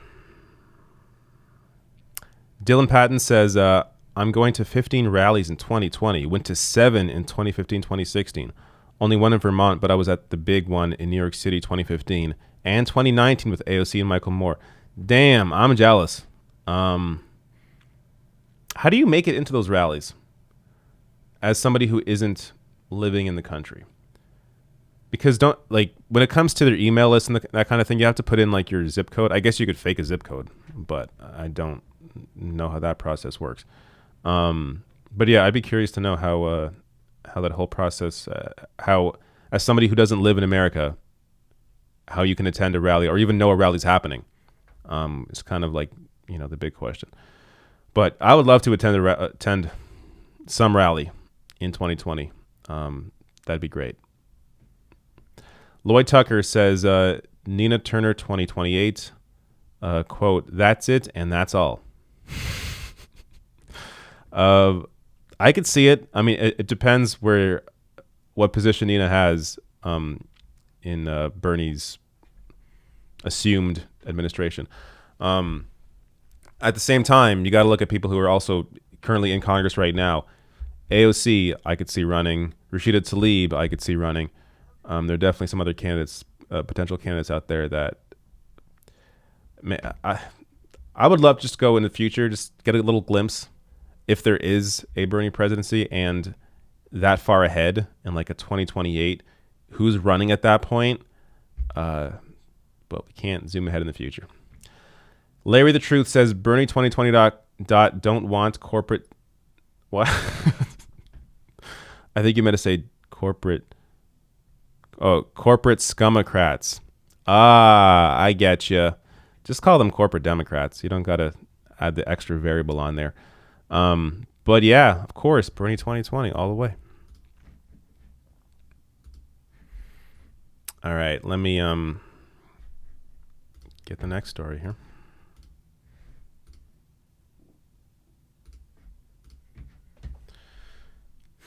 I think my back's getting a little better.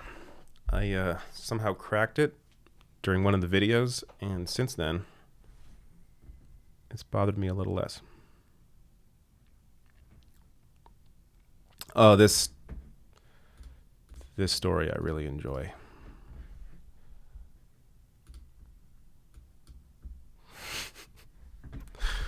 All right.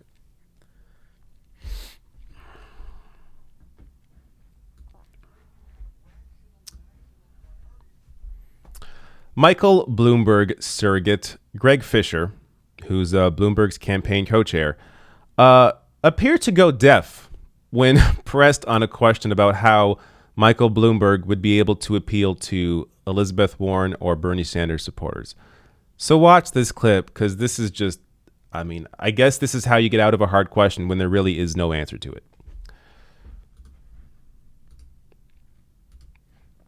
No, I get that. I'm just saying, look, I was just having a conversation with a very liberal 27-year-old woman who I mentioned Mayor Bloomberg to her, and she looked at me and she said, he's disqualified. I said, disqualified? Why? Well, Greg, you're talking about income inequality, and he's got $60 billion. And she said to me, he's a billionaire. He's the problem. She said to me, he's a billionaire. And I said, what do you mean and what he's a we know in the billionaire? That's a campaign problem. already is that when people understands Mike's biography, a middle-class kid who, yes, took advantage of the American dream and made that come. There's nothing wrong with that. No, but when they take a look at where you he don't is need to on persuade climate, me. on I'm asking you healthcare, how on you. women's I'm rights, asking you on how you immigration, persuade on gun the safety. As I'm people asking you how get you to know persuade Mike, the they're coming our way. 27-year-old. Clearly, that's what you're seeing in the first 7 weeks of this campaign, and he is positioned then from a job standpoint to take our country to a whole new place. Here's what we know. We know that if we have a candidate that is too far to the left, whether that be Elizabeth or Bernie, we don't have a chance in the general. And that's what this is all about, making sure we have a new person in the White House, and there are untold So the number question, of people though, that then, say, okay, I Greg, want to then vote how for do you Donald Trump. Hold but on, I'm not going to vote for Elizabeth, or I'm not going to vote for Bernie. but my so question we to you- Democrats have got to elect a nominee that can win this general. My question to you then is, how do you persuade that progressive member of the left who historically wanted to vote for an Elizabeth Warren or wanted to vote for a Bernie Sanders, that that's a bad vote, that vote won't work, and that you need to get them to the middle? My question to you is, what is the argument that you think you are going to proffer that's going to get him there? Or do you write that part of the party off? Which, by the way, may be a strategy. Maybe it's a workable strategy. I'm just asking. Okay, I'm sorry, guys. I'm not hearing you, so... That's okay. Greg, that makes sense. We apologize. It sounds like we have probably... Come on. Come on. Look at the gap. He was talking for how long? Saying nothing. Like, if you're doing a live hit and you don't hear anything for, what is this, like 30 seconds, you're going to talk. Look at this. The conversation starts here. At 1:16, it goes essentially for over 20 seconds. 25. You're not going to say anything until 30 seconds later. No, you're going to, about like 5 seconds in, you're going to wonder why no one's talking on the other side. You're going to say, hey, are you guys there? What's going on? 30 seconds later, and just so happens once he's done talking, a couple seconds later, oh, I can't hear you, sorry. He has no answer to this question. That's the point. I mean, he brings up this idea that if you go too far left, you're going to lose. Based on what? I mean, you hear people say this on cable news. They never actually have an explanation. Based on what? Because you won't vote for Bernie Sanders? Because you are incredibly wealthy and greedy and you don't want to vote for him? You think the rest of the country won't? Like, what is your actual data? Because I have the data that shows me Hillary Clinton ran as a moderate in 2016, tried to reach out to conservative voters, and she lost. That's the data I have. I have data showing that she suppressed the vote. that Bernie Sanders on election day was winning by 12 points against Donald Trump. That's the data I have. What data do you have? They never bring anything up. They have nothing. They have no argument because there is no argument. So they have to go deaf. It's like it's incredible. It's incredible how these people try to push these lies out there, this propaganda out there. Oh, if you go too far left, you're going to lose, and are never able to back it up. John Kerry, Hillary Clinton. You lose with these kinds of people. You lose with these boring establishment Democrats. You are not going to win this way. You keep losing. You suppress the Democratic base. Again, it's not about getting conservative voters over. It's not about getting millionaires or billionaires on television. It's about getting the people in the country who don't normally vote because they feel disillusioned by a two-party system that does not represent them, because this is a system that represents corporate interest, wealthy interests. So you have to get those people out to vote, and you get them out with a bold message, with a candidate that is a lifelong independent, that has fought for people for 40 years, has an entire record. You can go back, look at the 80s, the 90s, look at Bernie Sanders fighting for people. That's how you get people out to vote. You give them a reason to come out and vote. Michael Bloomberg is not going to bring anybody out to vote. He will suppress the vote, I would say even more so than Hillary Clinton would. And even in the case, if Bloomberg runs as a third party, first of all, I hope the mainstream press goes after him for potentially splitting the vote. But at the same time, I think there's a good chance Bloomberg is barely going to get any votes. He'll get, again, the millionaires or the billionaires in the country, and on either side, in either party, conservative, Democrat, liberal, whatever, Bloomberg may get like the wealthy people, but a Bernie Sanders candidacy would bring out a mass movement of people, a mass movement of non-voters that didn't come out in 2016 that will come out and vote for Bernie Sanders over Donald Trump. So at some point, I hope these people make some kind of argument for their case that a person that runs on a progressive platform can't win, but they haven't brought up a single point yet. And when pressed on it, they pretend to go deaf.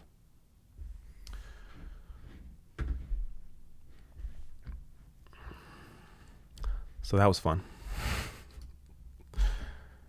It's amazing. Just people are allowed on television.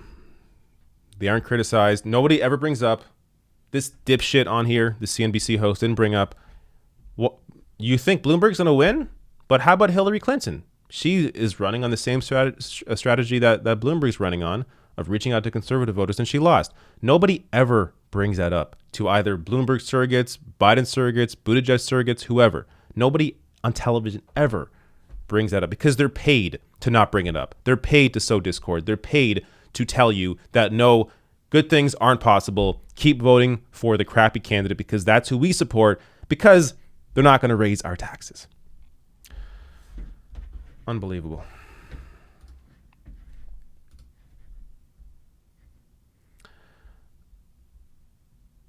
All right.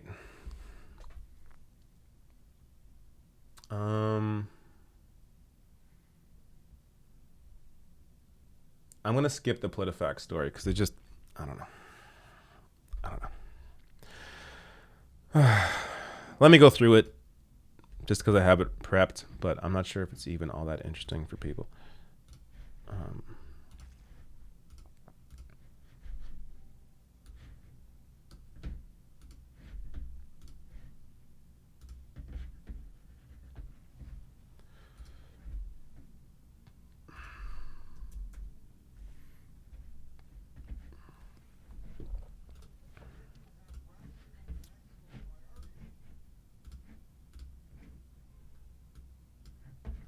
Now the chat's going wild. That live chat is flying. All right.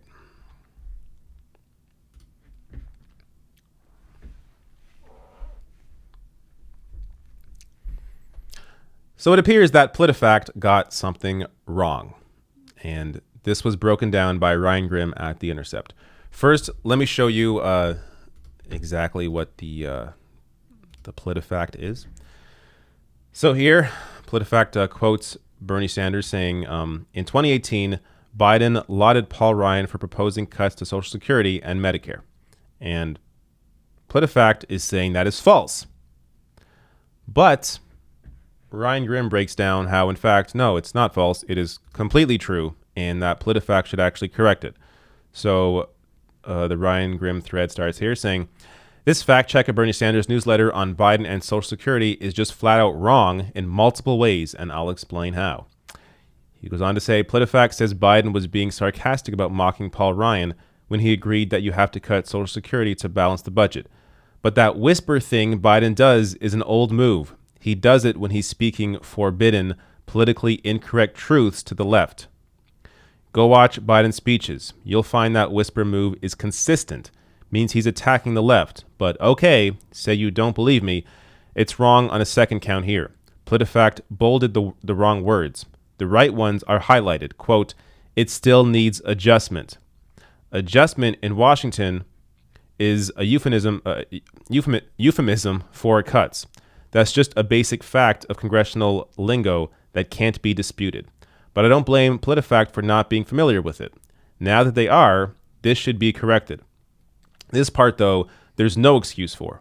They used as their neutral arbiter a guy from an organization founded for the purpose of cutting Social Security in order to cut the deficit. Background on them here. Also, this last part is just a minor correction, but it's not true that Sanders said this. It was in a newsletter that actually says the views are those of the author solely. The context is also important. Biden has been in favor of cutting, freezing, adjusting, whatever you want to call it, since the 1980s, as you can see here. And there's many clips of Biden saying this similar thing, but watch this. I introduced the balanced budget amendment in 1984. It got nowhere. I'm one of those Democrats who voted for the constitutional amendment to balance the budget. I have introduced on 4 occasions, entire plans to balance the budget, knowing I'm not president and I'm not the leader, but for illustrative purposes. I tried with Senator Grassley back in the 80s to freeze all government spending, including Social Security, including everything. I introduced the Look how animated Joe Biden gets about freezing spending, about cuts, about adjustments.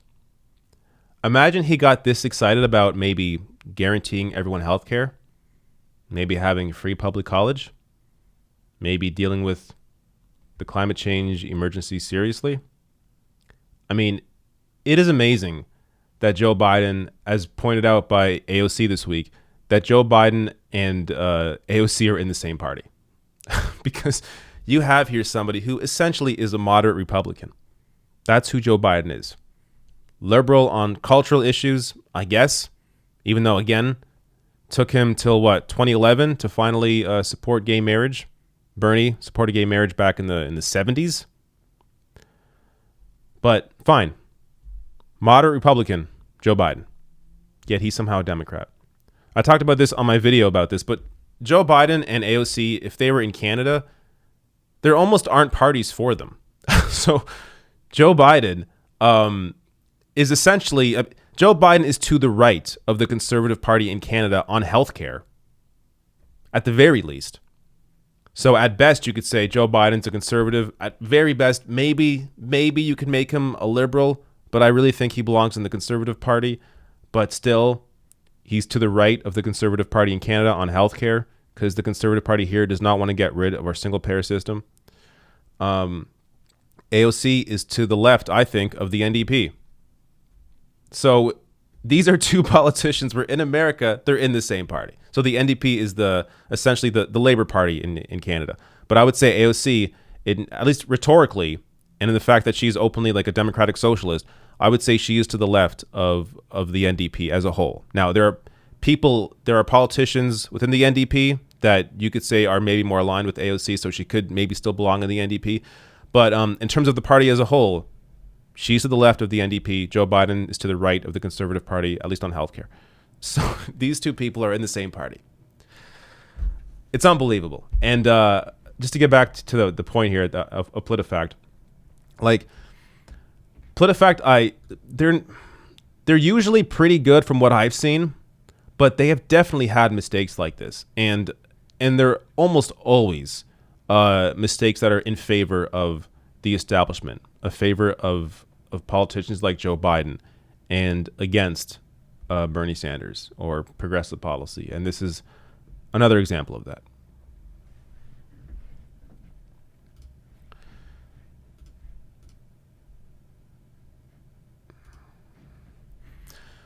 All right, I'm probably going to get through these stories and then do all the super chats at the end, because I feel like I'm never going to get to the end of these. Oh my! I haven't even gone to the. I just realized I haven't done the main story of the title of this stream yet. I should probably do that. But this Buttigieg story is too tempting. Okay. I'll do the Trump story first.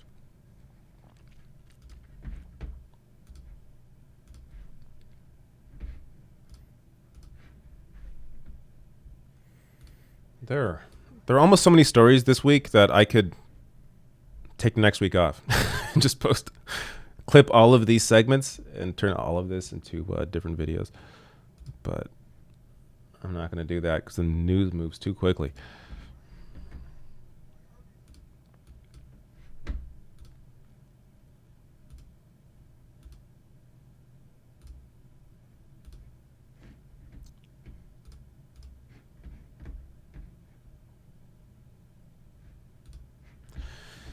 All right.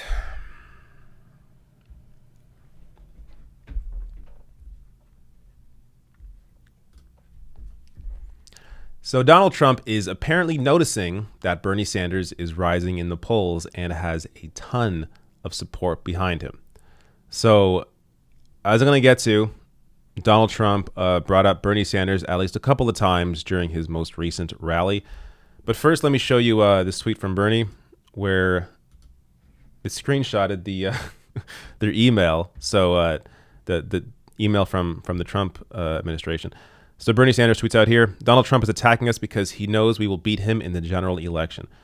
So Greg Krieg, who is of CNN, took a couple screenshots here of the Trump campaign and them attacking Bernie Sanders. So this first one, dangerous. Bernie Sanders can't be trusted to defend American lives.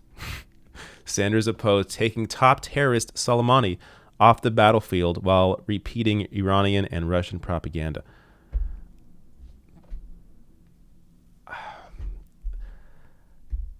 This is so absurd. The funny thing is, though, I don't even think this works on people. Like, this may rile his own base, but you're not going to flip like a Democratic voter into thinking, oh, wow, well, I was going to be for Bernie Sanders, but this Donald Trump email, I'm now convinced that Bernie Sanders is he's pro-terrorist and he's definitely part of Russian propaganda. Unbelievable. This next one, fact: Bernie Sanders is a wealthy fossil fuel guzzling millionaire, just like the wealthy Hollywood elite. Bernie Sanders lectures Americans how to live their lives while doing the exact opposite. Except, his 40-year fighting for policies that Donald Trump is not, policies that will actually lift people up, and policies that will tax the wealthy, wealth tax. Like, Jesus. It's, again, fact-free zone. As I was talking about earlier in a different segment, FDR had a lot more money in terms of his wealth compared to the rest of society, and fought for people. So it's not about your wealth. It's about who you're actually fighting for. It's about your record. It's about what you've done. Bernie has a 40-year record of fighting for people. Like, it doesn't, like, these points that they're trying to make, this actually shows you they really have nothing. Like, when it comes to Joe Biden, you can actually make some points that would suppress the Democratic base at least. Say, oh, Joe Biden's attachment to, to Wall Street, the crime bill, his vote for the war in Iraq. But with Bernie Sanders, you really got to stretch or got to reach because there's nothing there to work with. But let me show you what Donald Trump said at the rally. Here's the first clip. Bernie Sanders, crazy Bernie, has condemned the U.S. military strike on Soleimani, The world's top terrorists. Think of it, the world's top terrorists. And we're having people like Nancy Pelosi. It's a real genius.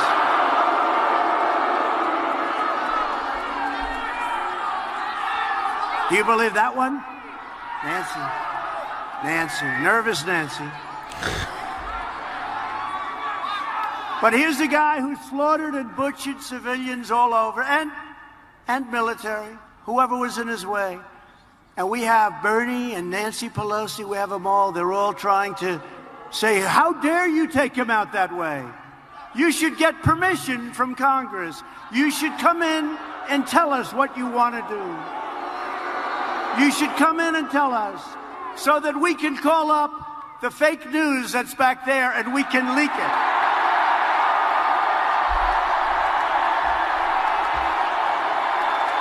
It's all God. He's just hitting all the same beats. The fake news. What did he call Nancy? Nervous Nancy. That's actually a good one, Nervous Nancy. But you can see here why Trump is able to maintain a base. Because it's the performance. Trump is essentially a right-wing comedian. That's who he is. It's all about performance. That's why I showed you in that other segment, the clip earlier of the Trump supporter that couldn't name anything Trump did that helped the country. Because these people don't support him because of his policies or his politics. They support him because he's a stand-up comedian for the right wing. That's why they support him. It's all performance. Let me show you this other video here where he also brings up Bernie Sanders. But the Democrats are taking their cues from socialist Bernie Sanders and that group. Omar, AOC, Tlaib, isn't she a nice woman? Tlaib. Boy, what a group. But they're the leaders of the party. They're really, in my opinion, the leaders. That's what happened. That's how they got into this impeachment hoax. The leaders of the party are this AOC, Tlaib, and Omar. And Pelosi meets them and she shakes and quivers and she's very... But you know who the leader of your party is? All of you. You're the leader of your party. Unbelievable. But the Democrats are pushing a socialist takeover of health care that would strip 180 million Americans of their private insurance plans and massively raise taxes on the middle class. A lot of you have private insurance plans that you love. They're going to take them away from you. But the Democrats... All right. It's funny there. Near the end, there's not much of a reaction to the private healthcare being taken away. People don't like insurance companies. This idea that people love their insurance company doesn't even work on the MAGA crowd. And your taxes would only go up, but you would no longer have healthcare costs through private insurance. No more copays, no more out-of-pocket expenses. You would be paying less through your taxes, much less through your taxes under a Medicare for All system than you do to a private insurance company. Not to mention, not worrying about paperwork at all, because it's all taken care of. It's a single payer system. You don't take care of all the billing. None of that's on you. So this huge weight is taken off your shoulders. You also aren't stuck to your employer because of healthcare. You can change jobs. You can go back to school, start a business, hire people. They have healthcare because it's a single payer system. You're not giving them healthcare. They have it already. I mean, endless benefits to a single payer system. And it seems even some of the MAGA crowd is maybe aware of that. But it's just, again, it's all performance. Tlaib, Omar. Like, it's just, he's a character. This is why he still has a base, because he's a character. He's a horrible person, the worst president in the history of the country, but he's a character. So he's able to maintain a base because he has this right-wing comedian air about him. But I want to share this story this is actually from September, but it applies here, from the Daily Beast. Trump privately tells confidants that socialism won't be so easy to beat in 2020. the president is not totally sold on the attack line that he and his team have made so central to their campaign. So basically, actually, let me read a bit of this here. As he campaigns for re-election, Donald Trump and his team have made trashing the socialist or communist in the 2020 Democratic presidential field a cornerstone of their messaging. In private, however, the president often strikes a different, more nuanced tone, one driven by a concern that socialism, at least as defined by the Democrats, may actually sell politically. This year, Trump has repeatedly told friends and donors that running against socialism in a general election may not be so easy because of its populist draw, according to 4 Republicans and sources close to Trump who heard him say this over the past several months.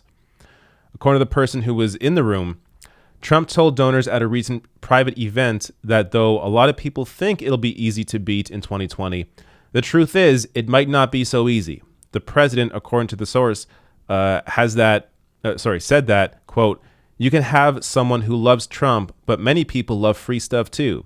He added that if candidates tell Americans, especially young voters, that they're going to cancel their debt, that's a tough one to run against.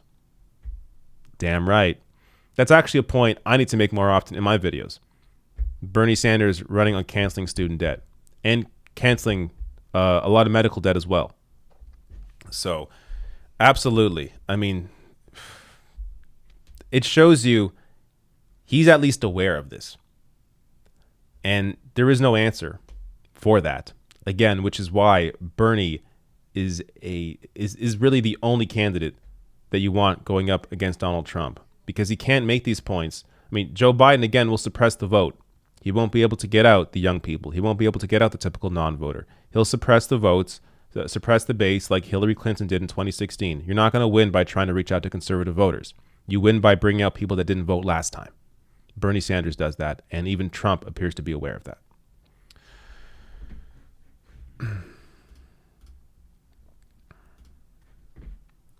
All right. Now we got 2 more stories. It is a long stream today, I gotta say. 2 more stories.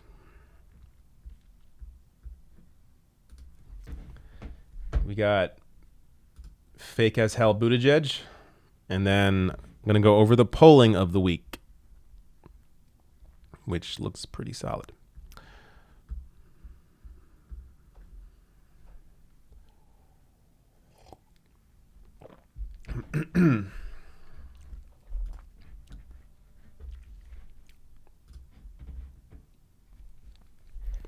So 2020 candidate Pete Buttigieg was on CNN with Jake Tapper, where he was asked about the potential of hiring big donors or bringing big donors into his administration if he were to become president. And look at how dishonest, or at least the way Buttigieg tries to jump around this response.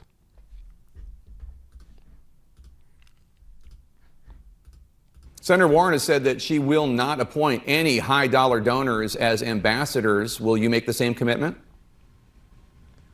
Anybody I appoint to any office will be qualified, and they'll be there based on their readiness to do the job. Now, if I'm trying to figure out who ought to be a senior envoy to deal with, let's say, Afghanistan and Pakistan, and somebody emerges as the right person for that job with the best qualifications, are they going to turn out to be disqualified because they came to a house party for my campaign years earlier? No, we're talking about big donors, we're going to make big dollar decisions donors, based on what is best.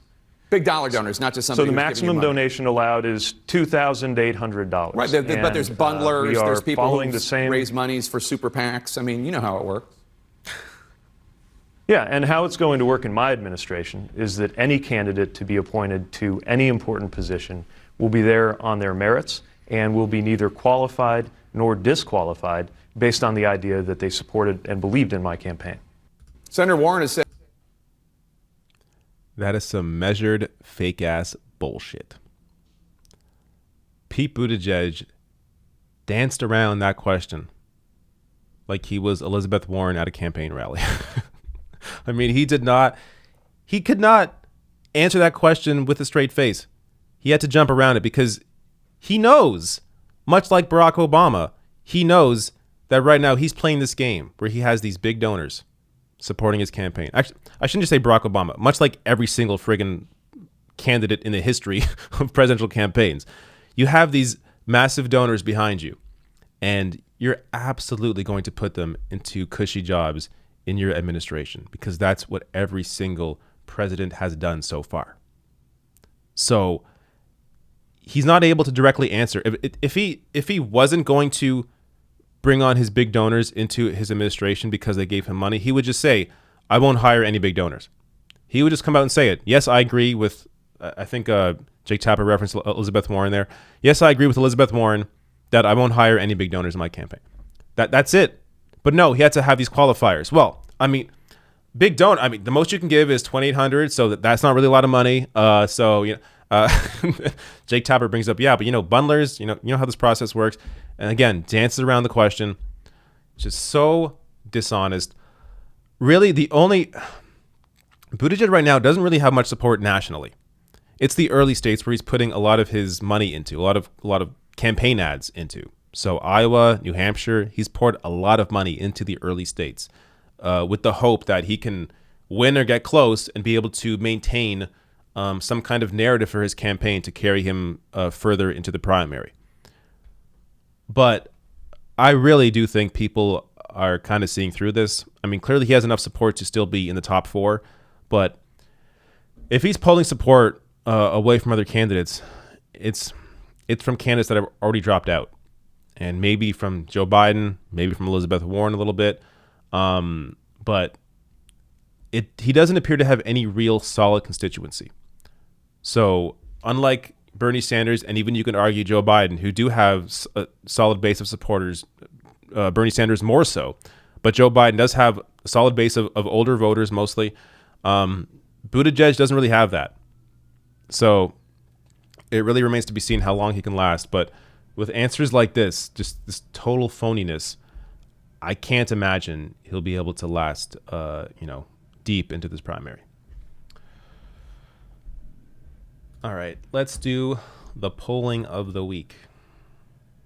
Actually, before I go any further, I saw one super chat pop up that I have to reference because I was like, whoa, when I saw it. And I'll get to the others as well. But I had this one. Jingle Dale, fellow Niue Rao alumnus. I think that's how you say the name. It's been like 5 years. Niue Rao? I think that's it. Yeah, dude. Who are you? Do I know you? So this is when I went to Peru for ayahuasca. That was the retreat, Niue Rao. Yeah. I don't know. First of all, I don't know how you know that I went there. But that's pretty cool. I'm glad you are one of those people. But awesome. Maybe one day I'll talk more about that experience. But there's a whole, actually, maybe that's how you know. On YouTube, there's like a whole breakdown of me talking about my ayahuasca experience. But cool. I'll get to the other super chats after I do the polling here.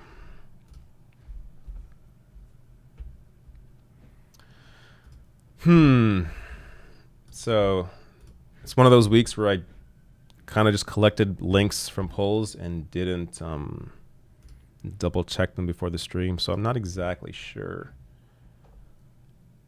Not exactly sure what's what.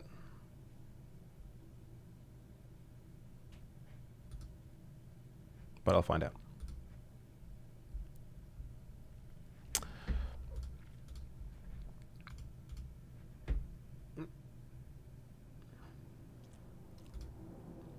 Basically, I'm saying there may be some overlap here because I'm not exactly sure if some of these cover the same ground. All right. A lot of links.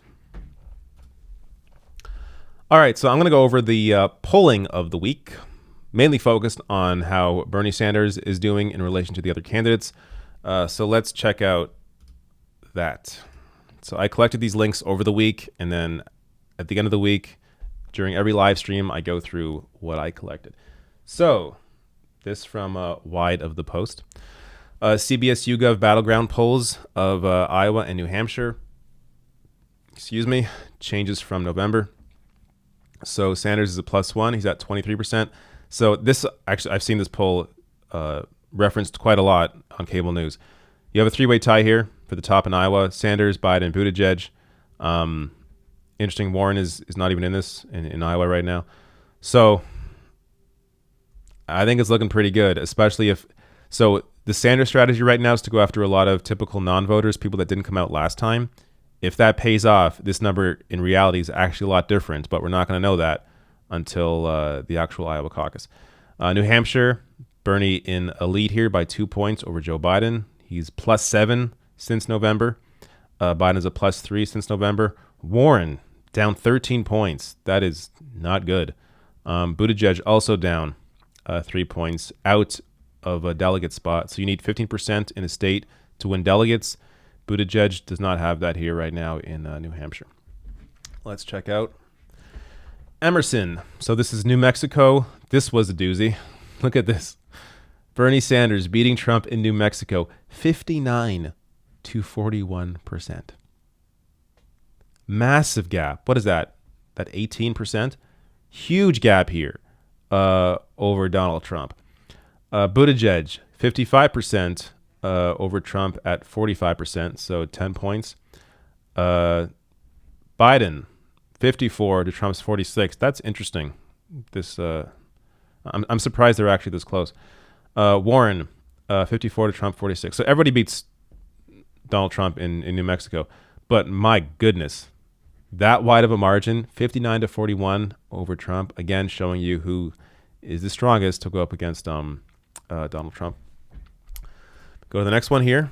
This is the same one. Oh, but makes a good point here. So Michael hashtag Bernie 2020 makes the point that Hillary only won New Mexico by 8%. So Hillary only won New Mexico by 8%. Bernie's up on Trump by 18 points. Morning consult. So they have Biden now at 29%, Sanders at 25, Warren at 14. So this, I imagine this is national polling. I like to check their link every week because they have an update. Like they have good graphics here. So now it's 31. So 31, this is the Democratic primary. 31 to Sanders at 23. No one else is even in a spot for delegates, interestingly enough. Early primary states. You have Joe Biden at 29 to Bernie Sanders at 19. Warren 13. Super Tuesday, much closer. Super Tuesday, 29 Joe Biden, Bernie 25, Warren 14. So this really is a race between Joe Biden and Bernie Sanders, at least according to the Morning Consult polling. Scroll down here a little bit. So second choices, I think these update every week, I believe, but they've been pretty consistent from what I've seen. So Biden supporters, their second choice is Bernie Sanders. So people often get confused at this. They think, but they're so different in policy. How can it possibly be? People's support often isn't simply based on just policy. It's based on their feeling about the candidates. So Joe Biden can come off as somebody who's authentic because he doesn't talk like a typical politician does. He can talk. He comes off like a guy that could be your average Joe, but he's not. Based on his voting record, based on what Joe Biden's voted for, the Iraq War, trade deals, the crime bill. Bernie Sanders on the opposite side of many of those issues, actually fighting for people. But again, politics doesn't always actually come into play. It's the feeling people get off candidates. So Bernie, I guess if Biden were to drop out, Bernie would get most of his support. Sanders, their second is Elizabeth Warren, but closely behind Joe Biden.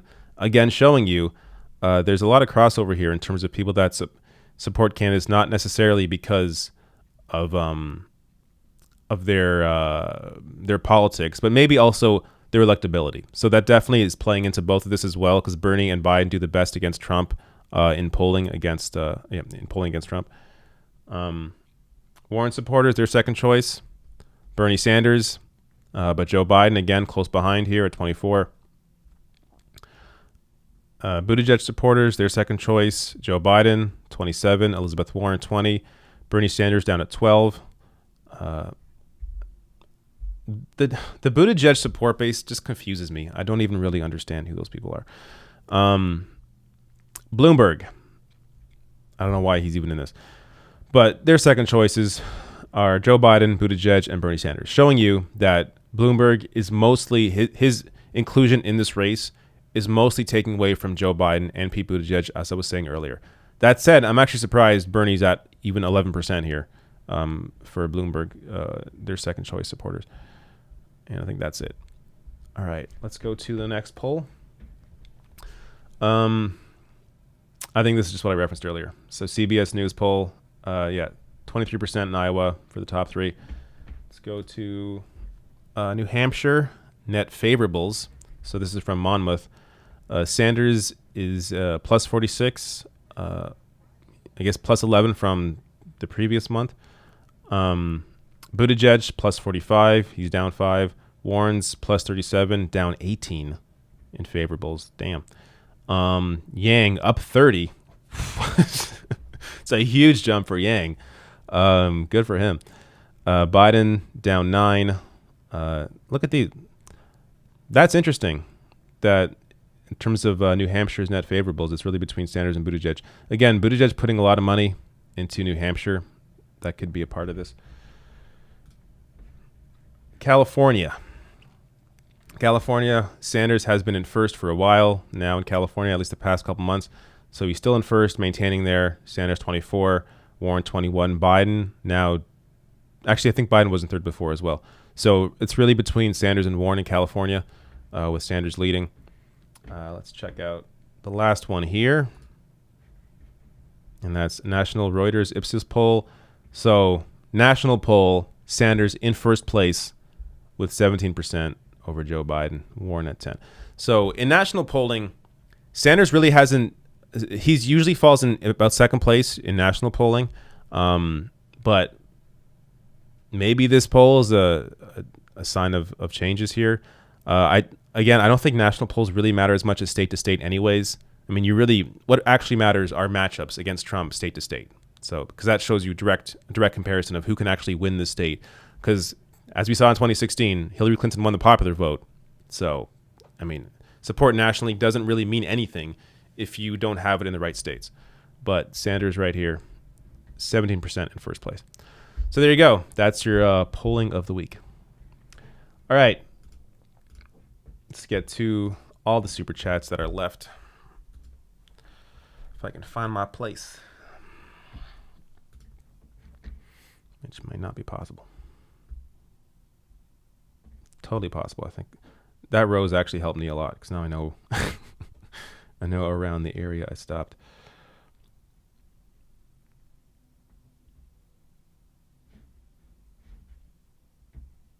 All right. I think I'm here.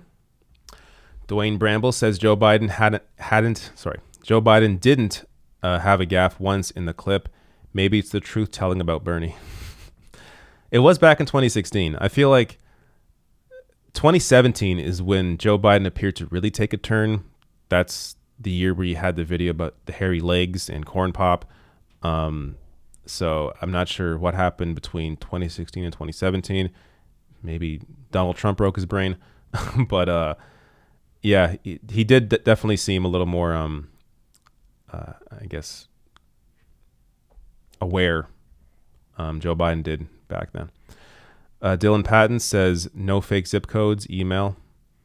Oh, so okay. So that's in relation to my last question about how he's finding out about these Bernie rallies as a Canadian. Just, I guess, his email.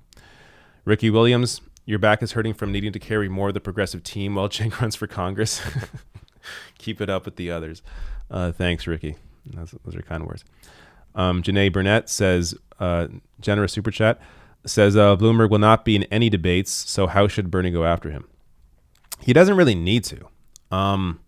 Again, I think Bloomberg is mostly taking away, as we saw from the Morning Consult polling, mostly taking from Biden and Buttigieg. Now, if Bloomberg somehow becomes like second place or something in this race, I don't think it's possible. But if he stays in this race, then I guess at some point you got to go after Bloomberg. But you would do it on television, I guess, like on like cable news hits. You don't need to do it necessarily on a debate stage. Robert Cordova says, who do you think about the Trump letter that shows that Bernie is an oil tycoon? I think you mean, what do you think? What do you think about the Trump letter that shows that Bernie is an oil tycoon? It's just absurd. Any tips on how to do what you do? Yeah, I showed that earlier. It's just, again, it's crazy. I don't think it works on anybody that isn't already a Trump supporter. But any tips on how to do what you do? Just do it, pretty much. Like if you want to do this work, like just live stream, start streaming. And I would probably recommend doing Twitch. Like if you're going to start now, I would start on Twitch instead, because YouTube is really suppressing, new channels. It's really hard to get out there, get your name out there. So I wouldn't be too focused on, YouTube. It's going to be really hard to get a following because of how YouTube is now operating their algorithm. But on Twitch, you still have an opportunity.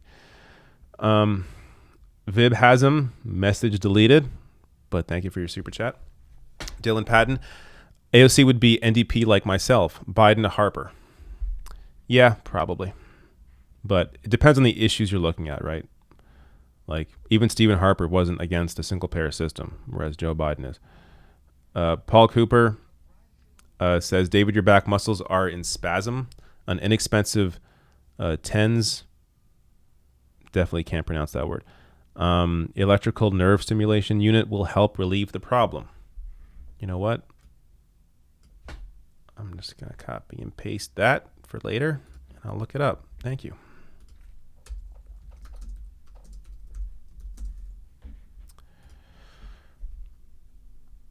Vib Hasm says, why do candidates like Bernie trust New York Times or Post on international news, such as things that are happening in India? Sorry, I gotta read this again. Why do candidates like Bernie trust New York Times or Post on international news, such as things that are happening in India or Myanmar, when they are unfair here? I don't really understand your question. Why do they trust New York Times? It depends on the issues, right? Like, New York Times can have horrible reporting, and sometimes they have good reporting. So I'm not sure if you're referencing a certain article or anything. But Bernie's been pretty solid on his foreign policy. Like, I haven't seen any real, like, massive missteps. Like, except I don't think he's pro BDS, whereas I am.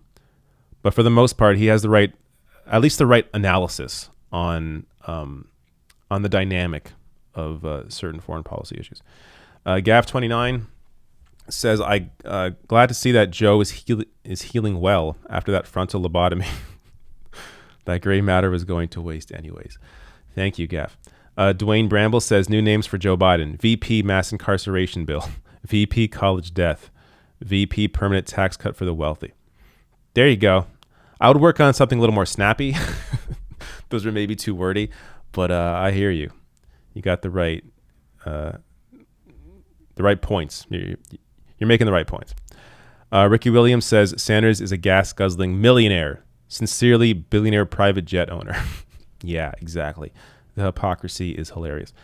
J-Mac, in the eventual Bernie versus Trump 2020 debates, whenever Trump calls him crazy Bernie needs to retort, yeah, Mr. Stable Genius over here. Then goes into Bernie platform mode. That would actually be funny. Yeah. I think a quick retort like that and would work. Jingle Dale says, not sure Nina is the best for VP, but the debate between her and Pence would be compelling. Totally. That's, like, for me, one of the selling features. Seeing her go up against Mike Pence, forget about it. Compassionate Christianity versus fascist Christianity. Totally. I hear that. But really, I think anybody would do well against Mike Pence in a debate. Rashida Tlaib, I could see that. Shelby Hall says, I got all B pluses in my first semester of law school. I'm celebrating, so take my money. Definitely. Thank you so much for your generous super chat. Congrats on the B pluses. I could not get, there's no way I would get even a passing grade in any semester of law school. So congrats there. The Progressive Voice says, hey bro, could I get a shout out? Also, I wanted to ask if you could stop cursing in your videos. Children are watching and it's inappropriate. It's funny because I like never curse in my videos. Of course, check out the Progressive Voice. You know the Progressive Voice by now. I think Progressive Voice is trying to hit 50K subscribers. Has he got there yet?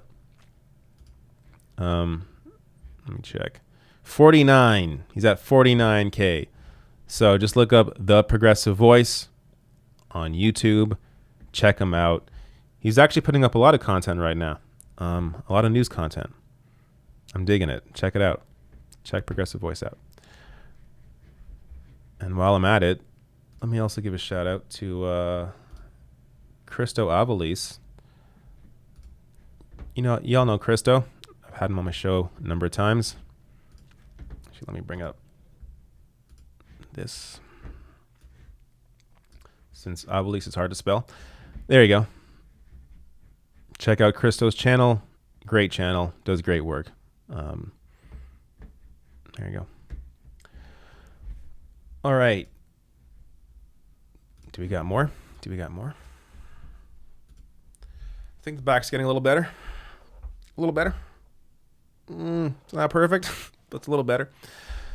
We do have more. Alev Eldistur. I don't know where to start and end with that name. Says, generous super chat, thank you. Says, oh, I missed another one earlier. Hold up, I missed a bunch of them. Sorry, I'll get to you in a second. Jessica Hillman says the videos are full adults. Don't stop cursing. Progressive Voice is just he's just trolling. Progressive Voice asks me, "Are you an SS man?" No, I don't know what you're referring to exactly when you say SS. Oh, you didn't put the word together because it would have been caught by the filter. Are you a SS man? I'm an everything man. Let's put it that way. I think every part matters. Everything matters. Personality is the most important thing. Melissa Trickett says, your channel has become one of my faves. Interested in how you become so interested in American politics. So glad that you have your experience with the single payer healthcare. It's aided me many times in discussions. Thanks. Awesome. Thank you so much, Melissa, and very generous super chat of you. Thank you very much. Progressive Voice asks me an inappropriate question. Thoughts on BDSM? I cannot answer that. This channel, as you said earlier, Progressive Voice, is for children. Can't answer that question. Ella Vildister. Oh, I might as well just answer it. People do what they like. Definitely nothing wrong with that.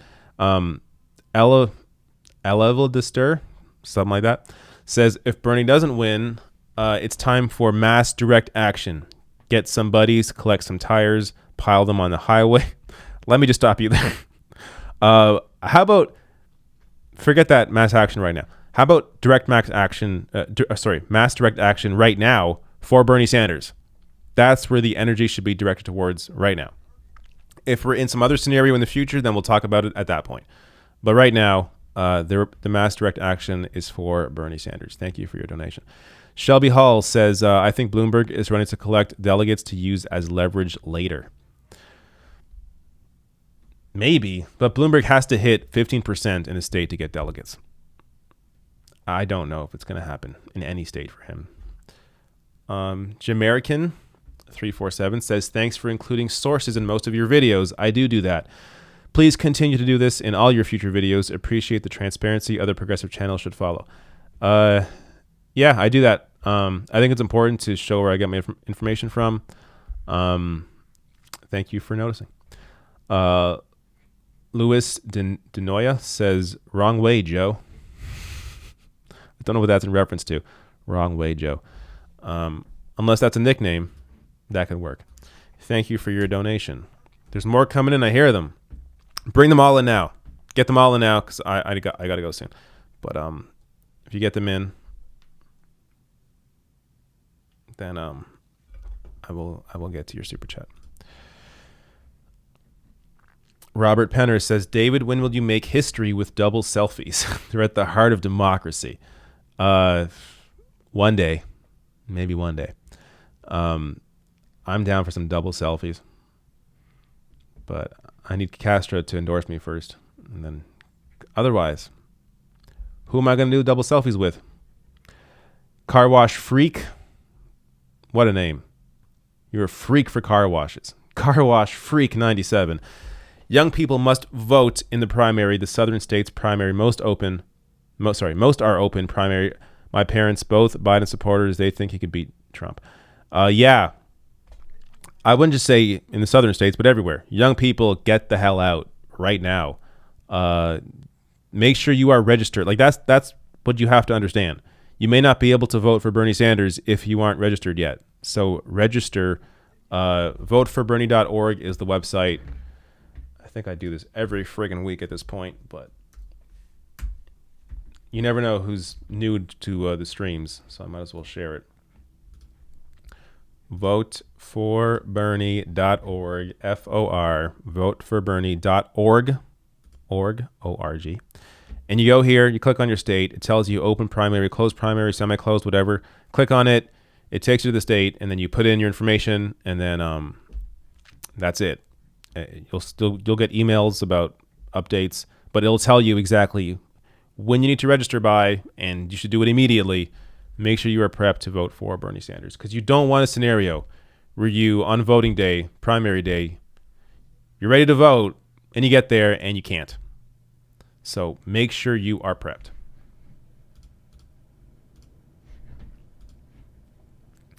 Canadian Citizen, number 273, says, who wins conservative leadership race in June? No idea. Honestly, I'm not even really following it.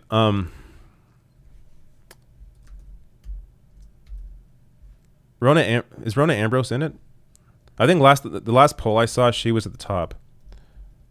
Let me check out the candidates.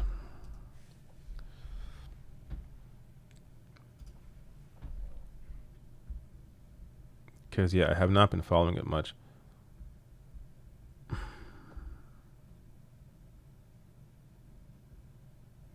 Yeah, so leading the wish list, so I'm looking at CTV News right now. They're saying 18% of the support each were for Stephen Harper. All right, you could try it. Stephen Harper and Rona Ambrose.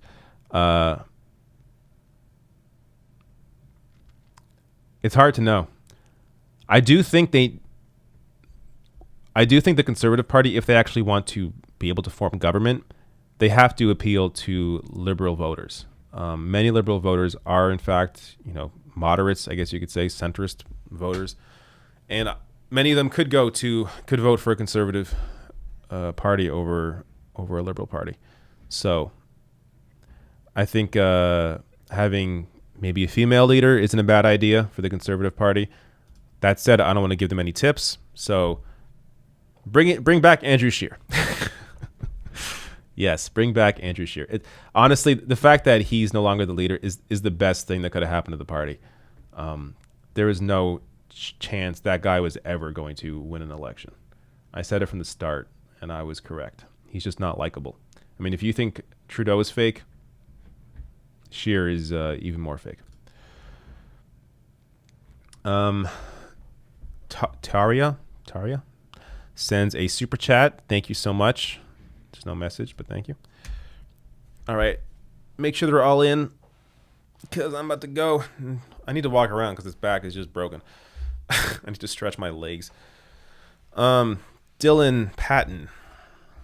Like, one of the worst things for sciatica is like sitting for long periods of time. I've been here for 3 hours. Dylan Patton says, if not Jagmeet, who should lead the NDP, David? I don't know. I'll be quite honest. Since the election, Sven Robinson, even though I had a video that was kind of critical of him at one point, but I think Sven Robinson's actually, his politics is more socialist. He just had a weird history when it came to him leaving politics. But he would be good. As I understand it, he's a socialist or a democratic socialist. But I don't know. Charlie Angus, honestly, I think has the potential to really appeal to a lot of people, because he's like, he comes off like a, I don't know how to explain it, like an honest politician. That said, I think Jagmeet's fine. Stay with Jagmeet for now. See how it goes. I have no issue with Jagmeet Singh. I mean, I wish he was a little more, I don't know, a little more on the, a little more vocal, I guess, on the class issues. At least rhetorically, I wish he was like a little more stronger on that. Even though that is definitely a focus of his, but I just feel like his language could be a little more, I don't know, a little more forceful, I guess. But that said, I'm not against Jagmeet. Egberto Willis says, need 30,000. I don't know who you are. If I knew who you were, then maybe I would promote you. But I promote channels that I know.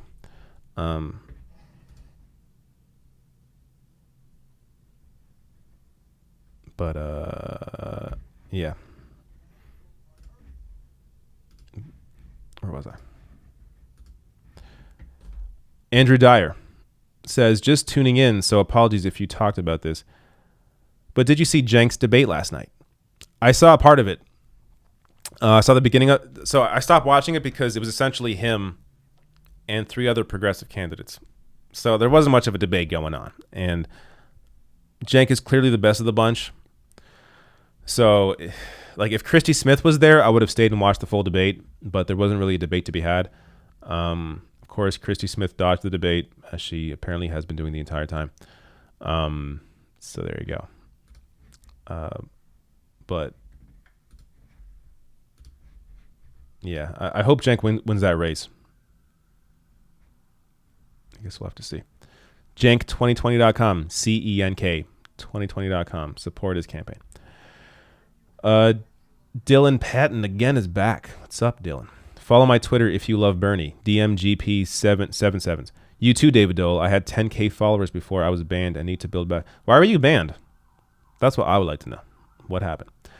Corey Del Bovo says, y'all need to watch the new documentary, The Great Hack, about how mill-grade AI is being used against us on Netflix. All right. I don't know anything about it.